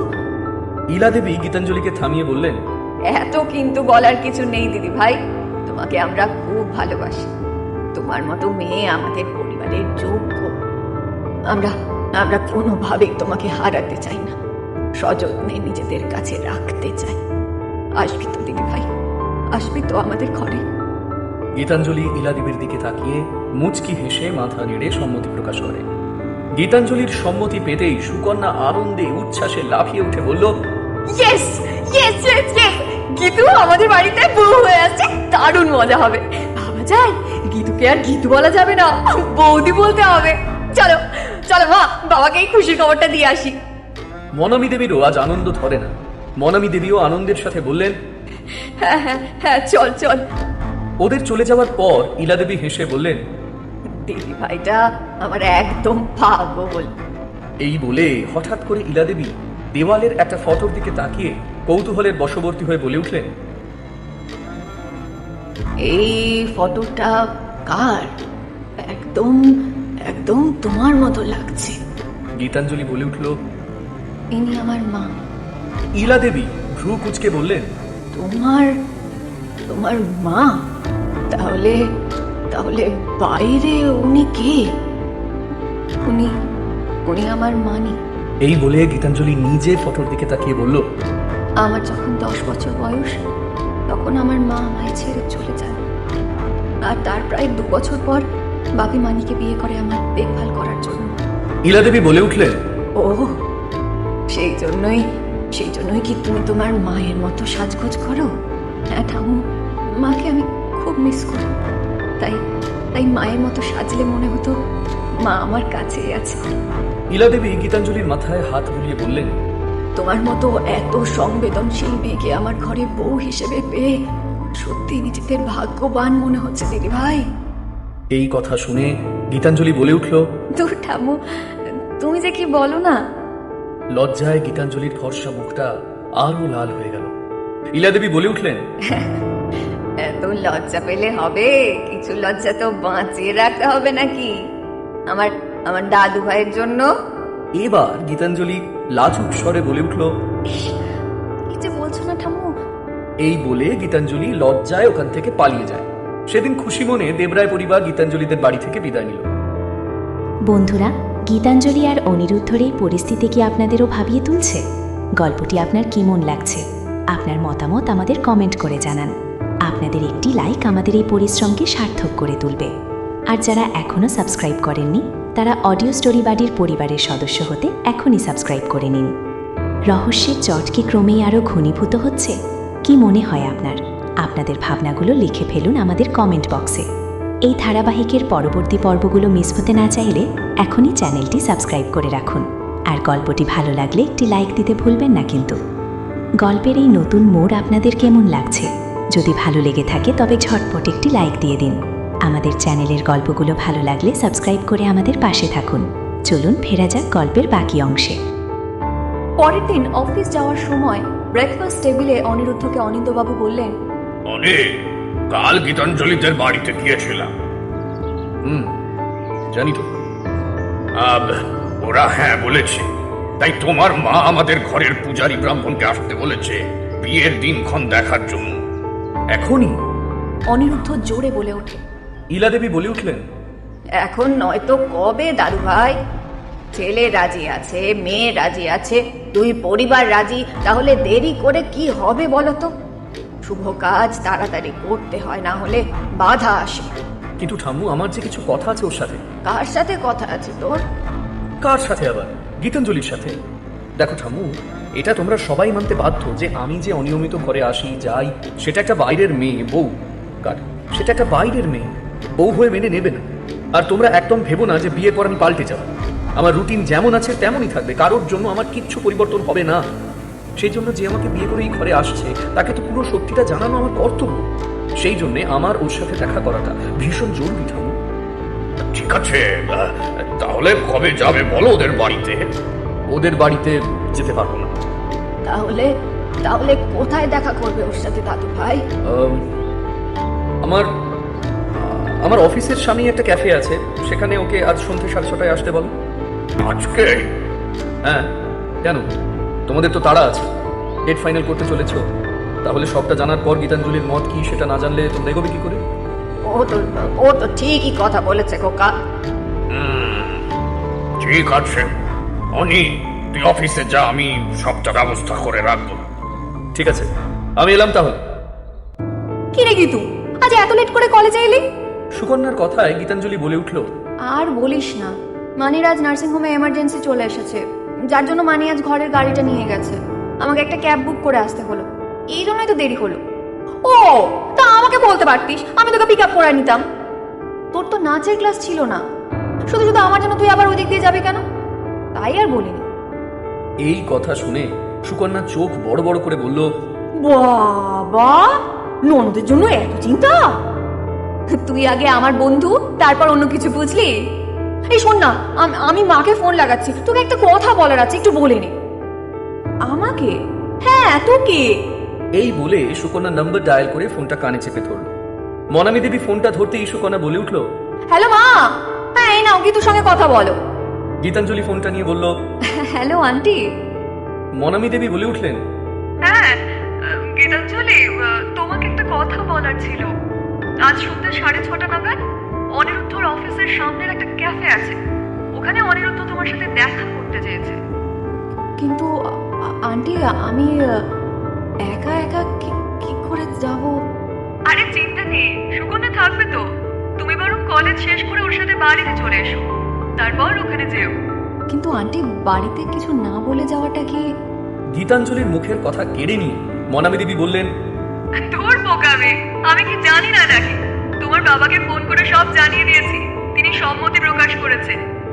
ও তাহলে ঠিক আছে। ঠিক আছে, তবে চলে এসো। গীতাঞ্জলি আচ্ছা বলে ফোনটা রাখতেই সুকন্যা মুখে ফিচেল হাসি এনে বলল। কি ব্যাপার, আজ কি তবে রাধিকা কৃষ্ণের সঙ্গে দেখা করতে যাচ্ছেন? এই কথা শুনে গীতাঞ্জলি হেসে বলল। যশোদা মায়ের কথায়। দুজনেই হেসে গড়িয়ে পড়ল। কিছুক্ষণ পরে হাসি থামিয়ে গীতাঞ্জলি বলল। চল চল চল, ক্লাসটা করে নি। হ্যাঁ সেই চল চল। 4টের সময় গীতাঞ্জলি দেবরায় ম্যানশনে পৌঁছল। মনামী দেবী গীতাঞ্জলি ও সুকন্যাকে খাবার বেড়ে দিতে দিতে বললেন। সুকন্যা, আজ গীতাঞ্জলিকে বেশ সুন্দর করে সাজিয়ে দিবি। আমি একটা শাড়ি দেবো, ওটা সুন্দর করে পরিয়ে দিবি। গীতাঞ্জলি নিজের শাড়ির দিকে তাকিয়ে বলল। কেন আন্টি, এটা তো ভালোই আছে। কি ভালো আছে? এমন সাদা মেরে মেরে শাড়ি পরে কেউ তবু বরের সঙ্গে দেখা করতে যায় নাকি? আমি যেটা বলছি সেটাই করতে হবে, বুঝলে? সুকন্যা বলে উঠল। চিন্তা নেই মা, আমি আছি তো। তুমি জাস্ট আমাকে শাড়িটা দিয়ে দিও, তারপর দেখো গীতাঞ্জলির দিক থেকে দাদা চোখ এড়াতে পারবে না। গীতাঞ্জলির দিকে তাকিয়ে সুকন্যা মিটি মিটি হাসতে লাগলো। বন্ধুরা, গীতাঞ্জলি আর অনিরুদ্ধর এই পরিস্থিতি কি আপনাদেরও ভাবিয়ে তুলছে? গল্পটি আপনার কেমন লাগছে? আপনার মতামত আমাদের কমেন্ট করে জানান। আপনাদের একটি লাইক আমাদের এই পরিশ্রমকে সার্থক করে তুলবে। আর যারা এখনও সাবস্ক্রাইব করেননি তারা অডিও স্টোরি বাড়ির পরিবারের সদস্য হতে এখনই সাবস্ক্রাইব করে নিন। রহস্যের জট কি ক্রমেই আরও ঘনীভূত হচ্ছে? কি মনে হয় আপনার? আপনাদের ভাবনাগুলো লিখে ফেলুন আমাদের কমেন্ট বক্সে। এই ধারাবাহিকের পরবর্তী পর্বগুলো মিস হতে না চাইলে এখনই চ্যানেলটি সাবস্ক্রাইব করে রাখুন। আর গল্পটি ভালো লাগলে একটি লাইক দিতে ভুলবেন না কিন্তু। গল্পের এই নতুন মোড় আপনাদের কেমন লাগছে? যদি ভালো লেগে থাকে তবে ঝটপট একটি লাইক দিয়ে দিন। আমাদের চ্যানেলের গল্পগুলো ভালো লাগলে সাবস্ক্রাইব করে আমাদের পাশে থাকুন। চলুন ফেরা যাক গল্পের বাকি অংশে। Hello mister Debroy. সামনের দিকে তাকিয়ে অনিরুদ্ধ দেখল হাসি মুখে গীতাঞ্জলি দাঁড়িয়ে আছে। অন্য দিনের তুলনায় গীতাঞ্জলি বেশ সেজে এসেছে। চুলটা উঁচু করে সুন্দর করে বাঁধা, কপালে বড় একখানা টিপ, গলায় সোনার হার আর কানে লম্বা কানের, পরনে একটি গোলাপি রঙের শাড়ি। কিছুক্ষণ গীতাঞ্জলির দিকে তাকিয়ে অনিরুদ্ধ কেমন যেন হারিয়ে যায়। গীতাঞ্জলির ডাকে সম্বিত ফিরে পেয়ে গলা ঝাঁকড়ে এসে বলে ওঠে। গীতাঞ্জলি, তুমি 11 মিনিট লেট। তোমাকে কেউ বলেনি যে আমি লেট লতিফ মানুষ একদম পছন্দ করি না? অনিরুদ্ধর ধমকে গীতাঞ্জলি একটা ঢোক গিলে বলল, না আসলে সুকু দেরি করে দিল। ওর বেরোতে লেট হলো, আর তারপর আবার রাস্তায় খুব জ্যামও ছিল। বুনু কোথায়? ও তো বাইরে দাঁড়িয়ে আছে, ওর একটা বন্ধুর সাথে কথা বলছে। বলছি মিস্টার দেবরায়, এবার কি আমি বসতে পারি? হ্যাঁ হ্যাঁ, বসো। বেশ কিছুক্ষণ ওদের মধ্যে কোনো কথাই হলো না। শুধু অনিরুদ্ধ একবার করে গীতাঞ্জলির দিকে গভীর দৃষ্টিতে তাকাচ্ছে আর কিছুক্ষণ পরে মুখ ফিরিয়ে নিচ্ছে। গীতাঞ্জলি মুখ নিচু করে শাড়ির আঁচলটাকে নিয়ে আঙুলে জড়িয়ে এদিক ওদিক করে যাচ্ছে। মনে মনে খুব অস্বস্তি হচ্ছে। ক্যাফের লোকেরা বারবার ওদের দিকে তাকাচ্ছে। গীতাঞ্জলি স্বগতোক্তি করে বলে উঠল। আচ্ছা মানুষ বটে এই লোকটা, নিজেই ডেকে পাঠালেন, এদিকে নিজে কোনো কথাই বলছে। আর ক্যাফের সব লোকগুলো ড্যাব ড্যাব করে দেখে যাচ্ছে। উনিও বা কি দেখছেন আমার দিকে তাকিয়ে, কে যাবে। আচ্ছা আমাকে কি খুব বেমানান লাগছে? গোটা যা সাজানো সাজিয়েছে না, কতবার বললাম এসব না করতে, শুনলই না আমার কথা। উফ, কখন যে ঘরে যাবো আর এসব করবো কে জানে। অনিরুদ্ধ দেখলো গীতাঞ্জলি খুব বেশি আনইজি ফিল করছে। খুব সেজেছে কিন্তু সুন্দর লাগছে, চোখ ফেরানোই যাচ্ছে না। অনিরুদ্ধ মনে মনে বলল, খারাপ লাগছে এই মেয়েটাকে নিজের জীবনের সাথে যুক্ত করতে। আমার জীবনটা তো সাধারণ মানুষের মতো নয়। সংসার, ধর্ম এগুলো আমার জন্য, কিন্তু সবার ইচ্ছে শুনে আর অগ্নি আঙ্কেলের যুক্তি অনুসারে আমার নিজের মনে হচ্ছে গীতাঞ্জলির মতো মেয়ে আমার কাজে কখনো বাধা হবে না। এমন একটা মেয়ে বেস্ট হবে দেবরায় পরিবারের জন্য, যে আমার থেকে বেশি পরিবারের ক্লোজ। তাহলে আমার অ্যাবসেন্সেও আমার পরিবারের সঙ্গে মিলেমিশে থাকতে পারবে। সত্যি কথা বলতে কি, আমি মনে মনে ওর প্রতি একটা আকর্ষণ বোধ করি। ভেবেছিলাম বেশ কিছু কথা আজ ওকে প্রথম থেকেই বুঝিয়ে দেবো, কিন্তু এখন কোথা থেকে যে কথা শুরু করবো আমি বুঝতেই পারছি না। ওয়েটারের আওয়াজ শুনে অনিরুদ্ধ আর গীতাঞ্জলি দুজনেই ভাবনা থেকে বেরিয়ে এলো। স্যার, অর্ডারটা। অনিরুদ্ধ গীতাঞ্জলির দিকে তাকিয়ে জিজ্ঞেস করলো, কি খাবে? কিছু না, কেন? এমনি। চা, কফি কিছু খাবে? আমি আমি ওসব খাই না। কিছু তো একটা খেতে হবে, এমনি এমনি তো আর এখানে বসে কথা বলা যাবে না। আপনি খান না। আমি তো খাবোই, তোমার জন্য কি অর্ডার দেবো তাড়াতাড়ি বলো। আইসক্রিম অর্ডার দেবো? হ্যাঁ, ঠিক আছে। আচ্ছা, কি ফ্লেভারের অর্ডার দেবো বলো? স্ট্রবেরি। ওকে, একটা স্ট্রবেরি আইসক্রিম দেবেন আর একটা স্ট্রং কফি। গীতাঞ্জলিকে উদ্দেশ্য করে অনিরুদ্ধ বলে উঠল, আজ এখানে কেন এসেছি জানো নিশ্চয়ই। আমাদের দুজনের পরিবার তোমার আর আমার বিয়ের জন্য সম্মতি প্রকাশ করেছে। আমিও রাজি হয়েছি, তুমিও রাজি হয়েছো, কিন্তু রাজি হওয়ার আগে তোমার আমার ব্যাপারে কিছু জানা দরকার। শোনো গীতাঞ্জলি, আমার এখন বিয়ে করার কোনো ইচ্ছেই নেই। না, এটা ভেবো না তোমাকে বিয়ে করার ইচ্ছে নেই, আমার কাউকেই বিয়ে করার কোনো ইচ্ছা নেই। আমি আমার কাজে প্রচণ্ড ব্যস্ত থাকি, ঘরে আসার যাওয়ার আমার কোনো ঠিক ঠিকানা থাকে না। তাই আমাকে বিয়ে করে যদি আসো তাহলে তোমাকে এই ব্যাপারে ইউজড হয়ে যেতে হবে, কারণ আমি কারোর জন্য কোনো কম্প্রোমাইজ করতে রাজি নই। আমার কাছে ফার্স্ট প্রায়োরিটি আমার কাজ। একটানা অনিরুদ্ধর কথাগুলো শুনে গীতাঞ্জলি তারপর বলে ওঠে, বিয়ে করছেন কেন? আমার ফ্যামিলির জন্য। তাদের তোমাকে খুব পছন্দ হয়েছে, বিশেষ করে ঠাম্মুর। আচ্ছা, তার মানে আপনি বাড়ির চাপে পড়ে আমাকে বিয়েতে রাজি হয়েছে? বলতে পারো। আমার এই 30 বছর পার হওয়ার পর থেকে আমার ফ্যামিলি আমার বিয়ের জন্য ডেসপারেট হয়ে পড়েছে। পারলে ওরা আজকেই বিয়ে দিতে পারলে মাঝে, কালকেই তোমরা হ্যাঁ বলেছো আর আজকেই মা বিয়ের ডেট ফাইনাল করতে চাইছে। শোনো গীতাঞ্জলি, আমাকে একদিন না একদিন বিয়ে করতেই হবে, আর তোমাকে আমার খারাপ লাগেনি, সেই জন্য আমি রাজি হয়েছি বিয়েতে। আর একটা কথা, তুমি আর আমি একে অপরকে কতটা চিনি বলো? তাই আমি চাই বিয়ের পর আমরা একে অপরকে আগে চিনি, তারপর সম্পর্কটাকে এগিয়ে যাবো। এই বলে অনিরুদ্ধ একটু থেমে আবার বলল, এরপর বলো, তুমি কি আমাকে বিয়ে করতে রাজি আছো? না, এমন ভেবো না যে আমি তোমাকে বিয়ে করতে চাইছি না বলে এমন কথা বলছি। যেটা সত্যি আমি সেটাই বলবো। আমি চাই তুমি আমাকে আমাদের সম্পর্কটাকে একটু সময় দাও। অনিরুদ্ধর বলা শেষ হওয়ার কিছুক্ষণ পর গীতাঞ্জলি বলে উঠল, দেখুন, আপনার এই সত্যি বলাটাকে আমার খুব ভালো লেগেছে। আমি সেসব মানুষদের খুব ঘৃণা করে যারা মিথ্যার আশ্রয় নেয়। আপনি যে কথাগুলো বললেন সেগুলো সত্যি সত্যি, আর এর কিছু আমি নিজেও জানি। যেমন আপনার ঘরে আসার কোনো টাইম নেই, কাজটাই আপনার কাছে সব কিছু। সেটা হওয়াটাই স্বাভাবিক, কারণ আপনার উপর অনেক দায়িত্ব। আর আমি আপনার এই মতটাকে সমর্থন করি যে যে কোনো সম্পর্ককে একটু সময় দিতে হবে। তবে একটা কথা আপনাকে আমি বলছি, আমি ভালোবাসার থেকেও সম্মানকে বেশি প্রেফার করি। আমার জন্য সেটুকুই যথেষ্ট। ওকে ওকে, তাহলে বলো, তাহলে তোমার এই বিয়ে নিয়ে মত কি? বিয়েটা হচ্ছে কি? হ্যাঁ। ওকে, থ্যাংকস গীতাঞ্জলি আমাকে এটা বোঝার জন্য। গীতাঞ্জলি মুখে হাসি বজায় রেখে বলল, মেনশন। অনিরুদ্ধ ওয়েটারকে দেখে বলল, এই যে তোমার আইসক্রিম এসে গেছে। গীতাঞ্জলি ওয়েটারের দিকে তাকিয়ে বলল, হ্যাঁ, আর আপনার কফিও। ও প্লিজ, জানি আমি তোমার থেকে বয়সে অনেকটাই বড়, বাট তাহলে আমাকে এই আপনি আগে কথাটা এটা জাস্ট বন্ধ করো। অনিরুদ্ধর কথায় গীতাঞ্জলি অনিরুদ্ধর চোখে চোখ রেখে বলল, সেটার জন্যও যে সময় চাই। এই বলে আইসক্রিম খাওয়ায় মনোনিবেশ করলো। অনিরুদ্ধ এক মনে গীতাঞ্জলির দিকে তাকিয়ে তার আইসক্রিম খাওয়া দেখতে থাকে। বেশ কিছুক্ষণ পরে অনিরুদ্ধ বলে উঠল, গীতাঞ্জলি, একটা কথা বলি, নিজেকে কখনো অন্যের জন্য চেঞ্জ করবে না, তুমি যেমন তেমনি ভালো। কোন বিষয়ে বলছেন বলুন তো? ভ্রু কুচকে অবাক হয়ে প্রশ্নটি করে গীতাঞ্জলি। অনিরুদ্ধ সোজাসুজি বলে উঠল, তোমার সাজগোজের ব্যাপারে। আরে না না, আমি এসব কিছু করিনি, সব সুকু আর আন্টি করে দিয়েছে। আমি তো এত সাজগোজ পছন্দই করি না। সে তো সুকু বললো যে এমন সাজাবো যে আমার দাদার চোখই ফিরবে না।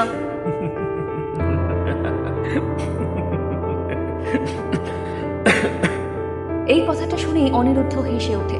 অনিরুদ্ধর হাসি দেখে গীতাঞ্জলি বুঝতে পারে যে একটু বেশি বলা হয়ে গেছে। কথাটা বলে গীতাঞ্জলি লজ্জায় মাথাটা নিচু করে আবার আইসক্রিম খেতে থাকে। ক্যাফে থেকে বেরিয়ে অনিরুদ্ধ গীতাঞ্জলির দিকে বলল, ওকে বাই, আমি তাহলে এগোচ্ছি, তুমি বুনুর সাথে চলে যাও। হ্যাঁ ঠিক আছে। আপনি জানেন। গল্পটি আপনার কেমন লাগছে আপনার মতামত আমাদের কমেন্ট করে জানান। আপনাদের একটি লাইক আমাদের এই পরিশ্রমকে সার্থক করে তুলবে। আর যারা এখনও সাবস্ক্রাইব করেননি তারা অডিও স্টোরি বাড়ির পরিবারের সদস্য হতে এখনই সাবস্ক্রাইব করে নিন। রহস্যের চটকে ক্রমেই আরও ঘনীভূত হচ্ছে। কি মনে হয় আপনার? আপনাদের ভাবনাগুলো লিখে ফেলুন আমাদের কমেন্ট বক্সে। এই ধারাবাহিকের পরবর্তী পর্বগুলো মিস হতে না চাইলে এখনই চ্যানেলটি সাবস্ক্রাইব করে রাখুন। আর গল্পটি ভালো লাগলে একটি লাইক দিতে ভুলবেন না কিন্তু। গল্পের এই নতুন মোড় আপনাদের কেমন লাগছে? যদি ভালো লেগে থাকে তবে ঝটপট একটি লাইক দিয়ে দিন। আমাদের চ্যানেলের গল্পগুলো ভালো লাগলে সাবস্ক্রাইব করে আমাদের পাশে থাকুন। চলুন ফেরা যাক গল্পের বাকি অংশে। অনিরুদ্ধ ওকে বলে চলে যাওয়ার পর গীতাঞ্জলি সুকন্যাকে ফোন করে, কিন্তু কিছুতেই সুকন্যার ফোনে নেটওয়ার্ক পায় না। প্রায় আধ ঘন্টা ধরে চেষ্টা করার পর সুকন্যার ফোনটা পায়। সুকন্যা ফোনটা ধরতেই গীতাঞ্জলি বলে ওঠে, আরে কোথায় তুই শুকু? সুকন্যা ফোনের ও প্রান্ত থেকে বলে উঠল, আরে আমি একটা বন্ধুর বাড়িতে এসেছি, কেন কি হয়েছে? গীতাঞ্জলি বলে উঠল, কেন কি ফিরবো তো এখন? সুকন্যা বলে উঠল, এখনই তোদের কথা বলা হয়ে গেল? এত তাড়াতাড়ি? হ্যাঁ হয়ে গেছে, আর উনি চলেও গেছে। আচ্ছা আচ্ছা আচ্ছা দাঁড়া দাঁড়া, আমি বেরোচ্ছি। আরে আমি সৌগতদের বাড়িতে এসেছি, তুই কোথায় আছিস কিন্তু? আমি তো এই ক্যাফের সামনেই আছি, কিন্তু তুই তো অনেক দূরে আছিস সুকন্যা। কি করে জানতো যে দাদা আর তোর এত তাড়াতাড়ি কথা শেষ হয়ে যাবে? ভেবেছিলাম দাদাই হয়তো তোকে ছেড়ে যাবে। ঠিক আছে, একটা কাজ কর সুকু, আমি ট্যাক্সি বুক করে চলে যাচ্ছি। আরে না না না না না, আমি যাচ্ছি। না তুই শোন না আমার কথা। আমি যাচ্ছি কিন্তু তুই ফোনটা রাখ। সুকন্যার ফোন রাখার পর গীতাঞ্জলি এদিক ওদিক তাকাল। শীতের শিলিগুড়ি শহরে 8টার সময় রাস্তাঘাটে লোকজন কম দেখা যায়, তারপর আবার এটা অফিস এরিয়া। এবার গীতাঞ্জলির কেমন ভয় ভয় লাগতে শুরু করে। গীতাঞ্জলি ভাবে একা একা এখানে দাঁড়িয়ে থাকার থেকে হেঁটে বরং কিছুটা এগিয়ে যাই। যেমন ভাবা তেমনি কাজ, গীতাঞ্জলি হাঁটা লাগায়। বেশ কিছু দূর যাওয়ার পর গীতাঞ্জলি বুঝতে পারে কেউ বা কারা ওর পিছনে আসছে। এই কথা ভাবতেই গীতাঞ্জলির বুকটা হীন হয়ে গেল। পেছন থেকে কেউ একজন বিচ্ছিরি ভাবে বলে উঠল, সুন্দরী কোথায় যাও, একটু এদিকে তাকাও। কথাটা শুনে ভয়ে গীতাঞ্জলি আরো জোরে জোরে হাঁটতে থাকে। আগন্তুকরাও তত জোরে হেঁটে ওর পিছু নেয়। একসময় গীতাঞ্জলি দৌড়তে থাকে, কিন্তু আগন্তুকরা গীতাঞ্জলিকে ধরে ফেলে। গীতাঞ্জলি দেখে 3জন লোক ওকে ঘিরে দাঁড়িয়ে আছে। তাদের মধ্যে একজন বলে উঠল, কি দিদিমণি, তখন থেকে ডাকছি, তুমি কথাই শুনলে না। কি চাই? চাই চাই চাই তো অনেক কিছু, তুমি দিতে পারবে তো? এই বলে লোকটা তার দিকে এগিয়ে এসে গীতাঞ্জলির গলার হাড়টার দিকে হাত বাড়ায়। খুব জোরে হ্যাঁচকা টান মারে, কিন্তু হাড়টা ছিঁড়ে না। ভালোই ভালোই যা আছে খুলে দে, না হলে তোকে মেরে তোর সর্বস্ব লুট করে নেবো। তার আগে একটু ফুর্তিও করে নেবো। বিচ্ছিরি ভাবে আগন্তুকরা হাসতে থাকে। গীতাঞ্জলি কেঁদে বলে ওঠে, আমাকে ছেড়ে দিন, আমাকে ছেড়ে দিন। ছাড়বো বলে তো আর তোমার পেছনে পড়িনি মামনি। এই তোর এই মালটাকে তোল, আজ অনেকদিন পর একটা খসা মাল পেয়েছি। গীতাঞ্জলি চিৎকার করতে চাইলে একজন ওর মুখটা চেপে ধরে এবং শাড়ির আঁচল ধরে টান দেয়। গীতাঞ্জলির বুক থেকে আঁচল খসে পড়ে। লজ্জায় গীতাঞ্জলি 2 হাত দিয়ে সম্মান রক্ষাতে বুকের সামনেটা চেপে ধরে, কিন্তু নিরস্ত্র হয়। ক্রূর হাসি হেসে ওরা 3 জনে টেনে হিঁচড়ে গীতাঞ্জলিকে নিয়ে যাবে। এমন সময় একটা গাড়ির আলো ওদের মুখে এসে পড়ে। 3 জন অতর্কিতে সামনের দিকে তাকায়। গাড়ি থেকে অনিরুদ্ধ নেমে আসে। অনিরুদ্ধ নেমেই পরিবেশ আর পরিস্থিতি নিমেষেই বুঝে যায়। এদিকে বদমাশের দলের মধ্যে ভীত কণ্ঠে একজন বলে ওঠে, মালিক, আরে পালা পালা পালা এখান থেকে। 3 জন পালানোর চেষ্টা করে। তখন গুরু গম্ভীর আওয়াজে অনিরুদ্ধ বলে উঠল, কেউ এক পাও এগোবে না। আমি তোমাদের সবাইকে চিনে গেছি। তোমাদের লজ্জা করে না? আমার কারখানায় কাজ করি, তোমরা আমার ঘরে হাত দিয়েছ। আমি এখনই তোমাদের পুলিশ। বাবু এমন করবেন না। অনিরুদ্ধ ক্রূর কণ্ঠে বলল, আমি ছাড়ব না। কার সাথে এসব করছিলে তোমরা? জানো ও আমার কি? ক্ষমা করে দিন, আর কোনোদিনও এসব করবো না। এই বলে 3টে লোক গীতাঞ্জলির দিকে হাত জোর করে দাঁড়ায়। ক্ষমা করে দিন দিদিমণি, ভুল হয়ে গেছে, আর করবো না। চলে যাও এখান থেকে। কাল তোমাদের একটা কেউ যেন আমার কারখানায় না দেখি। তোমাদের যে ব্যবস্থা করার আমি করছি, যাও। লোক 3টে অসহায় মুখে ওখান থেকে চলে যাওয়ার পর অনিরুদ্ধ ধীরে ধীরে গীতাঞ্জলির দিকে এগিয়ে যায়। গীতাঞ্জলির কাছে এসে অনিরুদ্ধ গীতাঞ্জলির গায়ে আঁচলটাকে জড়িয়ে নিল। তখনও গীতাঞ্জলি কেঁদে যাচ্ছে আর কাঁপছে।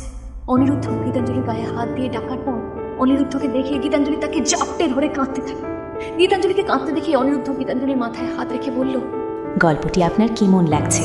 আপনার মতামত আমাদের কমেন্ট করে জানান। আপনাদের একটি লাইক আমাদের এই পরিশ্রমকে সার্থক করে তুলবে।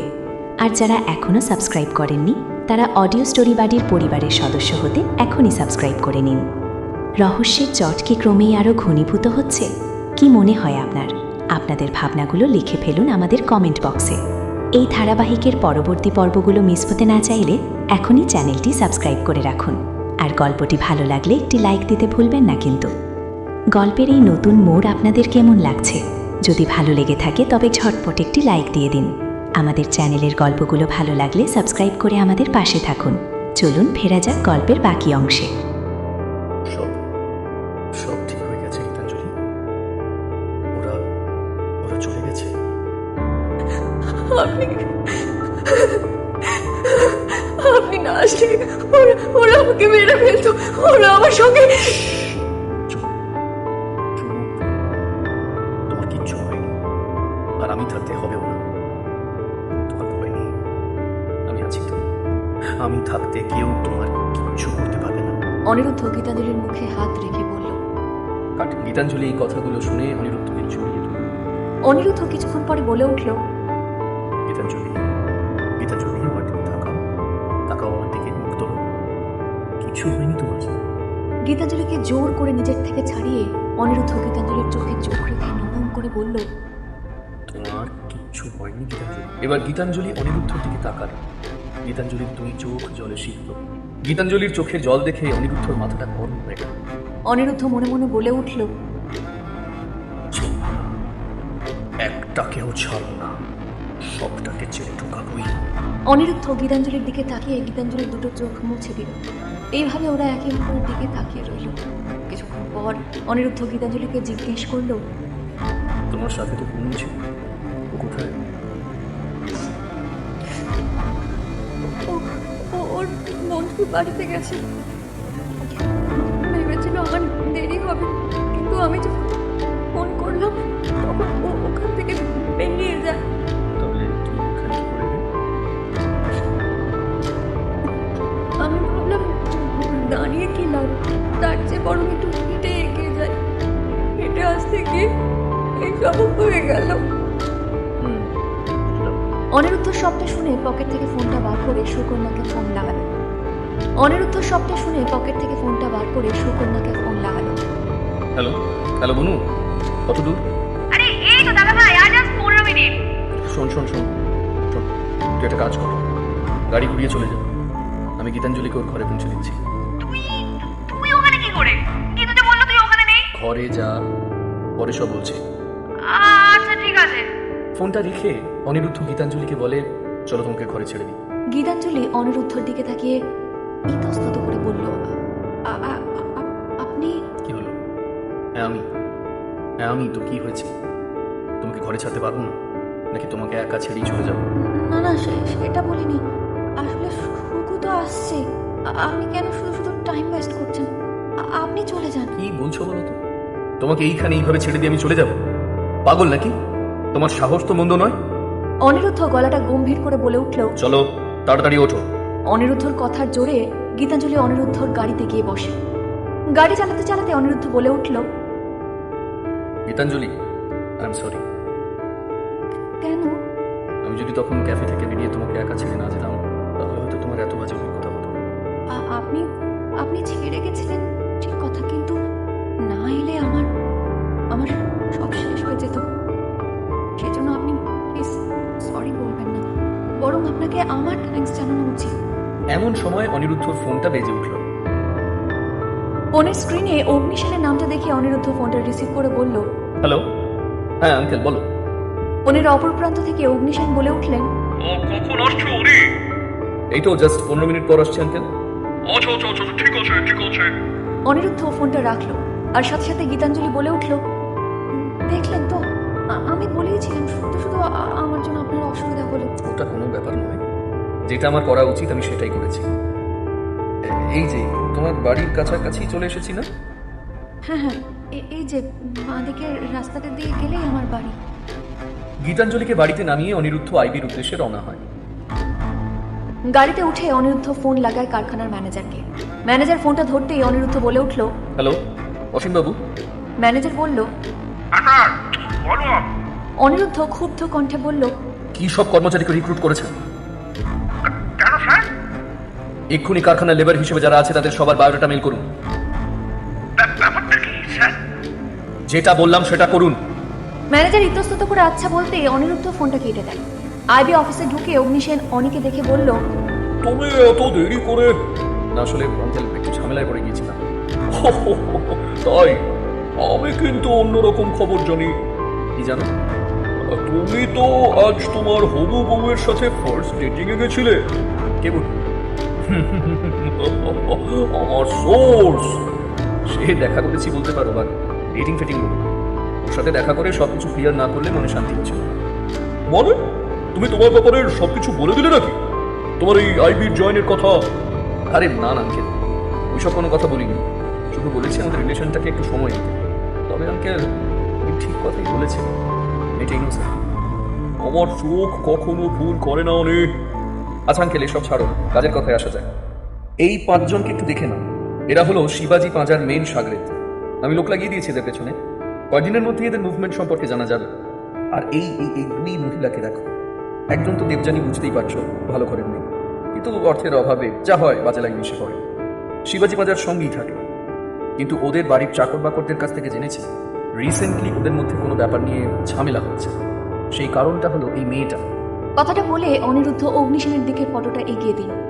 অনিরুদ্ধ ফটোর দিকে নির্দেশ করে বলল, এই মেয়েটা আগে একটা বারে নাচতো, সেখান থেকেই অনেক মেয়ে পাচার করেছিল এবং এই অপরাধে পুলিশ তাকে ধরেও ছিল, কিন্তু 2 বছর পরেই ছাড়া পেয়ে যায়। তারপর মেয়েটি শিবাজি পাঁজার বারে ডান্সার হিসেবে জয়েন করে, এখন খুব বড় এসকর্ট হিসেবে পরিচিত।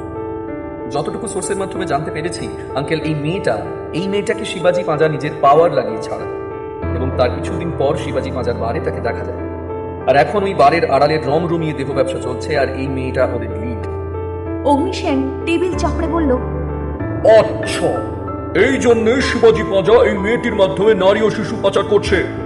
হ্যাঁ, আর এই মেয়েটা আজকে আমার রাতের টার্গেট। কারণ দেবযানী তো নেই, ওর আসতে এখনো দেরি আছে। তার আগে এর পেট থেকে কি কি বের করতে পারি সেটা দেখি। কি নাম এর? লিন্ডা। আচ্ছা, মেয়েটা দেবযানীর থেকেও দুরন্ত, খুব অল্প বয়সে এই লাইনে নেমেছে। আজ কোথায় দেখা করবে তোমরা? 10টা নাগাদ ওর বাড়ি যাবো, আর তারপর ওকে আমার ডেরা রয়্যাল হোটেলে নিয়ে যাবো, যেখানে অনেক মেয়ে কনফেস করেছে তাদের অপরাধ। সে তো ঠিক আছে, তবে অডিও অ্যান্ড ভিডিও প্রুফ যেন ঠিক মতন পাই। ডোন্ট ওয়ারি আঙ্কেল, প্রত্যেকবারের মতো এইবারও অপরাধীকে আমরা খুব সহজেই শাস্তি দেবো। বেস্ট অফ লাক অনেক। এই মিশনটা আমাদের জন্য খুব ইম্পর্ট্যান্ট। শিবাজি পাঁজার বিরুদ্ধে আমাদের একটা তাগড়া প্রমাণ জোগাড় করতে হবে। চিন্তা করো না, নারী সঙ্গ যে কোনো পুরুষের দুর্বলতার জায়গা। তার উপর যদি এই সঙ্গ একাধিক নারীকে নিয়ে হয়, তাহলে আমাদের কাছে এটাই মোক্ষম সুযোগ। তার উপর মেন মাথাটা যখন সঙ্গ থেকে দূরে আছে, তখন এই সময়টা আমাদের কাজে লাগাতে হবে। এই বলে অনিরুদ্ধ অগ্নিসেনের দিকে তাকিয়ে বলল, ওকে আঙ্কেল, আমি তাহলে বেরোচ্ছি। আচ্ছা আচ্ছা, ঠিক আছে, যাও যাও যাও। এই কথা শুনতেই অনিরুদ্ধ অগ্নিসেনের কেবিন থেকে বেরিয়ে পড়ল। গল্পটি আপনার কেমন লাগছে? আপনার মতামত আমাদের কমেন্ট করে জানান। আপনাদের একটি লাইক আমাদের এই পরিশ্রমকে সার্থক করে তুলবে।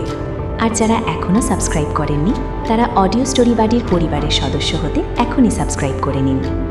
রহস্যের চটকে ক্রমেই আরও ঘনীভূত হচ্ছে। কি মনে হয় আপনার? আপনাদের ভাবনাগুলো লিখে ফেলুন আমাদের কমেন্ট বক্সে। এই ধারাবাহিকের পরবর্তী পর্বগুলো মিস হতে না চাইলে এখনই চ্যানেলটি সাবস্ক্রাইব করে রাখুন। আর গল্পটি ভালো লাগলে একটি লাইক দিতে ভুলবেন না কিন্তু। গল্পের এই নতুন মোড় আপনাদের কেমন লাগছে? যদি ভালো লেগে থাকে তবে ঝটপট একটি লাইক দিয়ে দিন। আমাদের চ্যানেলের গল্পগুলো ভালো লাগলে সাবস্ক্রাইব করে আমাদের পাশে থাকুন। চলুন ফেরা যাক গল্পের বাকি অংশে। ম্যাডাম, বাড়ি আজ একজন বড় বাবু এসেছে গো, দেখেছ? লিন্ডা কৌতূহলী হয়ে বলল, কোথায় রে?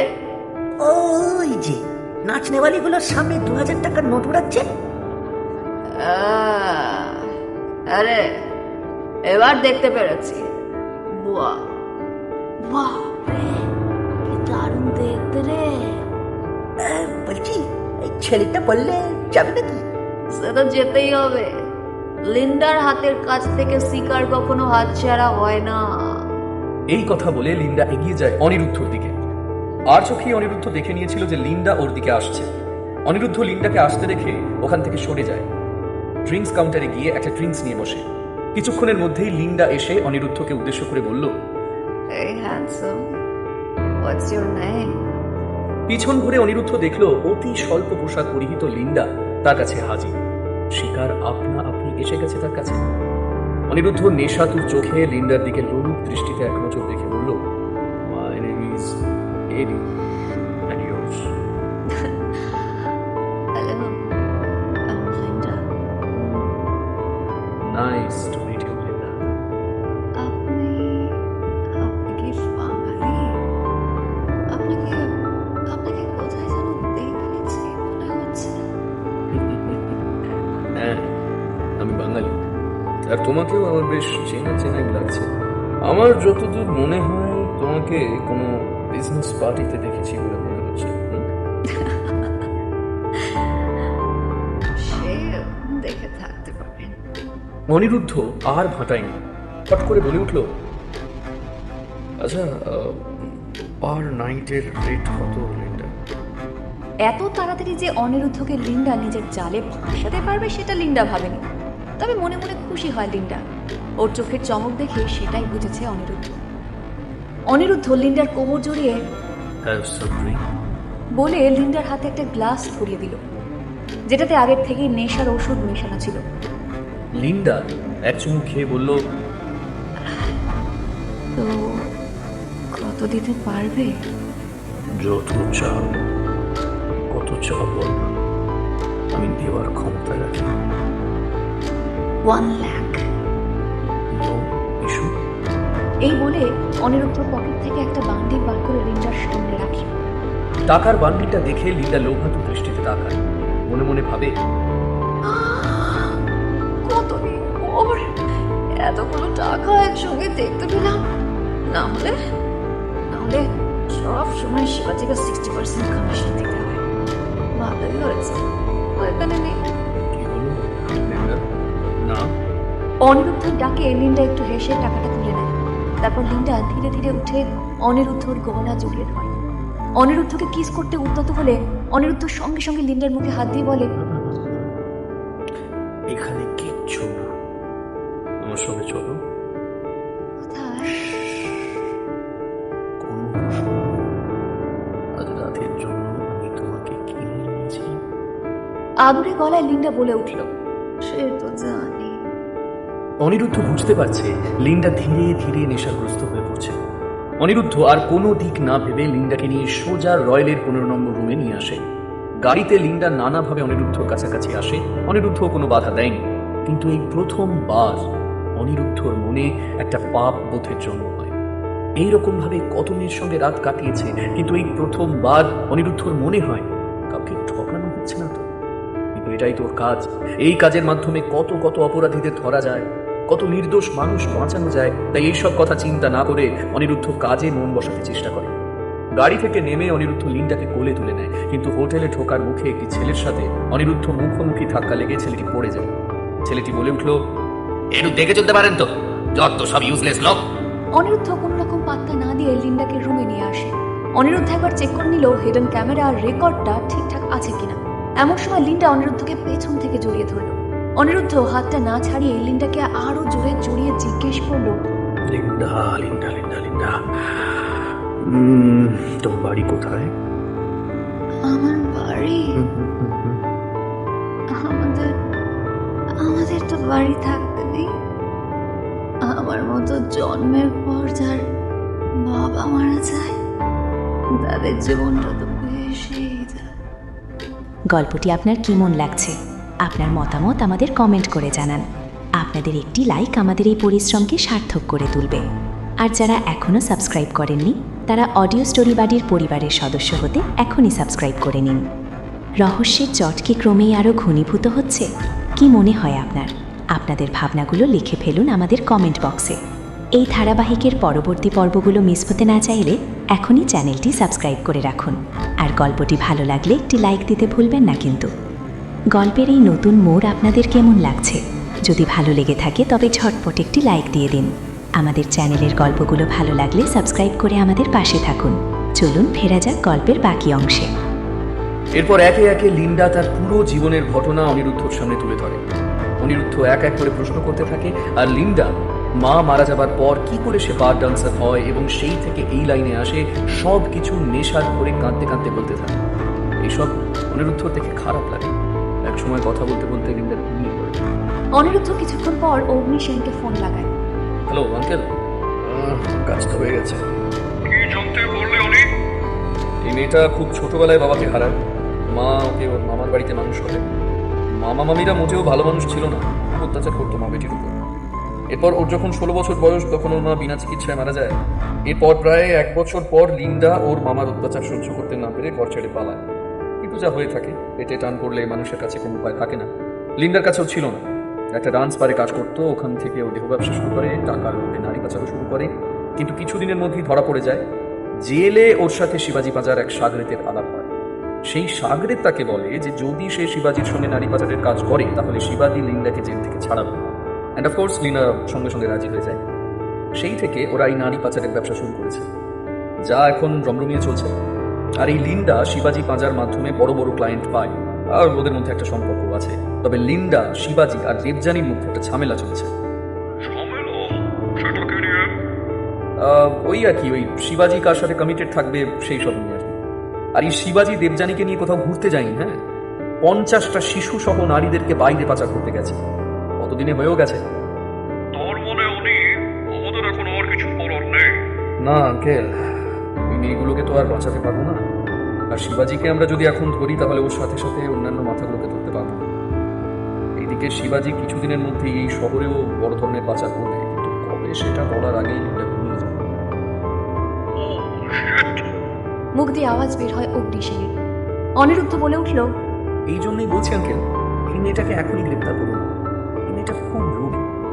টাকা দিয়ে একে কিছুদিন একটু খেলিয়ে রাখি, আরো কিছু যদি মুখ দিয়ে বার করতে পারে। রিস্ক হয়ে যাবে না অনি? এটা একটা বিশাল বড় জ্ঞান আঙ্কেল, একটু রিস্ক নিতেই হবে। ওকে, যা ভালো বোঝো করো। অডিও অ্যান্ড ভিডিও রেকর্ডিংটা তোমাকে মেল করে দিয়েছি। ওকে ওকে, ঠিক আছে। আচ্ছা বেশ, রাখলাম তাহলে। ফোনটা রেখে দিয়ে অনিরুদ্ধ ঘড়িতে দেখলো 5টা বেজে গেছে। মনে মনে বলল, এবার বেরোতে হবে। অনিরুদ্ধ নিজের ফোন নাম্বারটা ঘুমন্ত লিন্ডার পাশে রেখে ওখান থেকে চলে গেল। গল্পটি আপনার কেমন লাগছে? আপনার মতামত আমাদের কমেন্ট করে জানান। আপনাদের একটি লাইক আমাদের এই পরিশ্রমকে সার্থক করে তুলবে। আর যারা এখনও সাবস্ক্রাইব করেননি তারা অডিও স্টোরি বাড়ির পরিবারের সদস্য হতে এখনই সাবস্ক্রাইব করে নিন। রহস্যের জট কি ক্রমেই আরও ঘনীভূত হচ্ছে? কি মনে হয় আপনার? আপনাদের ভাবনাগুলো লিখে ফেলুন আমাদের কমেন্ট বক্সে। এই ধারাবাহিকের পরবর্তী পর্বগুলো মিস হতে না চাইলে এখনই চ্যানেলটি সাবস্ক্রাইব করে রাখুন। আর গল্পটি ভালো লাগলে একটি লাইক দিতে ভুলবেন না কিন্তু। গল্পের এই নতুন মোড় আপনাদের কেমন লাগছে? যদি ভালো লেগে থাকে তবে ঝটপট একটি লাইক দিয়ে দিন। আমাদের চ্যানেলের গল্পগুলো ভালো লাগলে সাবস্ক্রাইব করে আমাদের পাশে থাকুন। চলুন ফেরা যাক গল্পের বাকি অংশে। হ্যালো ম্যানেজার বাবু, হ্যাঁ আপনাকে 3টে বায়োডাটা পাঠিয়েছি। এই 3টে ছেলেকে আমি যেন কোনোদিন আমার কারখানায় না দেখতে পাই। আজ ওরা আসবে না, ওদের পুলিশ ধরে নিয়ে গেছে, কিন্তু এরপর যদি ওরা কারখানায় আসে তাহলে আপনার চাকরিটা যাবে। এই বলে ফোনটা রেখে অনিরুদ্ধ সোফার ল্যাপটপটা নিয়ে গা এড়িয়ে বসে। মিনু জুস দিতে আসে ঘরে। দাদা বাবু, আপনার মা ডাকছে। কিসের জন্য? কি করে জানবো বল? ঠিক আছে, এখন যাও, গিয়ে বলো আমি কাজ করছি, কাজ শেষ হলে যাও। মিনু চলে যায়। যাওয়ার সময় অনিরুদ্ধকে দেখে মুচকি হেসে ওঠে। অনিরুদ্ধর একটু খটকা লাগলে অনিরুদ্ধ পাত্তা না দিয়ে কাজ করতে থাকে। কাজ শেষ হওয়ার পর অনিরুদ্ধ নিচে নেমে আসে। দেখে সুকন্যা কিসের একটা লিস্ট ইলা দেবী আর মনামী দেবীকে দেখাচ্ছে, আর নিজেদের মধ্যে কি সব আলোচনায় মত্ত রয়েছে ওরা। টেবিলের সামনে নানা রকমের গয়নার ডিজাইনের বই পড়ে আছে। অনিন্দবাবুও মনোযোগ সহকারে একটি লিস্ট করছে। কি হলো মা, আমায় ডাকছিলে? ও বাবু, তুই এতক্ষণে এলি? হ্যাঁ, কাজ ছিল তো। শোন, সামনের 10-12 দিন কাজ ছেড়ে নিজের বিয়ের আয়োজন কর। বিয়ে? হ্যাঁ রে, আজ থেকে 10 দিন পর তোর বিয়ে গীতাঞ্জলির সঙ্গে। কি এত তাড়াতাড়ি? কোনো মানে হয়? কি করব বল, এরপর 3 মাস তোদের বিয়ের যোগ নেই। তাই তোর ঠাম্মু 10 দিন পরের দিনটাই ফিক্সড করেছে। অনিরুদ্ধ ইলাদেবীর দিকে তাকিয়ে বলল, কি আশ্চর্য, কোনো মানে হয় ঠাম্মু এগুলো? আরে বাবা, 3 মাস পরেই না হয় বিয়ে হতো। না না দাদু ভাই, 3 মাস আসতে অনেক দিন, আর তাছাড়া সব ফিক্স হয়ে গেছে। এখন তোমার না বললেও কিছু হবে না। ইলাদেবীর মুখে এই কথা শুনে অনিরুদ্ধ বলল, গীতাঞ্জলির মা বাবা রাজি হলো? প্রথমে রাজি হচ্ছিল না, কিন্তু আমি রাজি করিয়েছি। এখন তোর কোনো না শুনবো না। কার্ড ছাপার অর্ডার দেওয়া হয়ে গেছে, ইন্টেরিয়র ডেকোরেটরস বুক করা হয়ে গেছে। ও বাবা, সবও হয়ে গেছে? তাহলে আর আমার কাজ কি? কেন দাদা, তুই বিয়ে করবি? কোনো একদম ফাজলামি করবি না। আরে বাবা, তোকেই তো আমাদের আজ লাগবে। কি লাগবে? কি কাজে লাগবে আমাকে? আমাদেরকে শপিং এ নিয়ে যাবি, তোর আর গীতাঞ্জলির জিনিস কিনতে যাব। তারই তো লিস্ট করছে সুকন্যা। আমার পক্ষে সম্ভব নয় মা, অনেক কাজ আছে অফিসে। আজ একটা মিটিং আছে, আমার পক্ষে পসিবল নয়। টেলারকে পাঠিয়ে দিও, আমি মাপ দিয়ে দেবো। সে কি করে হয় অনি? গীতাঞ্জলির জিনিসগুলো তুই দেখবি না? উফ মা, তোমরা তো আছো, তোমরা করে নাও। মিটিংটা আমি সামলে নেব, তুই ওদের সাথে যাও নি। অনিন্দ বাবু মাঝখানে বলে উঠলেন। অনিরুদ্ধ বলল, কিন্তু বাবা। কোনো কিন্তু না, অনেক কাজ করার দিন অনেক পাবি। বিয়ে তো আর রোজ রোজ করবি না। তাছাড়া এই বিয়েটা এতটাই তাড়াহুড়োর মধ্যে ঠিক হচ্ছে যে গীতাঞ্জলির মা বাবার সঙ্গে তেমন করে কোনো কথাই হয়নি। এটা খুবই খারাপ দেখায় অনি। যতই হোক, আর কিছুদিনের মধ্যে ওদের সাথে আমাদের একটা সম্পর্ক তৈরি হচ্ছে। আর তোমার মা, ঠাম্মু আর সুকন্যাকে নিয়ে গীতাঞ্জলিদের বাড়িতে যাও, আলাপ করো ওদের সাথে। তারপর গীতাঞ্জলিকে নিয়ে শপিং করতে হবে। এখন ব্রেকফাস্ট করো, তারপরে এদের নিয়ে বের হও। তার কোনো অজুহাতই টিকবে না বুঝতে পেরে অগত্যা অনিরুদ্ধ সবার সাথে ব্রেকফাস্ট করে গীতাঞ্জলিদের বাড়ির উদ্দেশ্যে রওনা হয়। আরে আসুন আসুন, তা মিসেস দেবরায়, মিস্টার দেবরায় এলেন না? বনামী দেবী বলে উঠলেন। না, আসলে ওনার একটু কাজ পড়ে গেছে। শিলা দেবী হেসে বললেন, ও ঠিক আছে।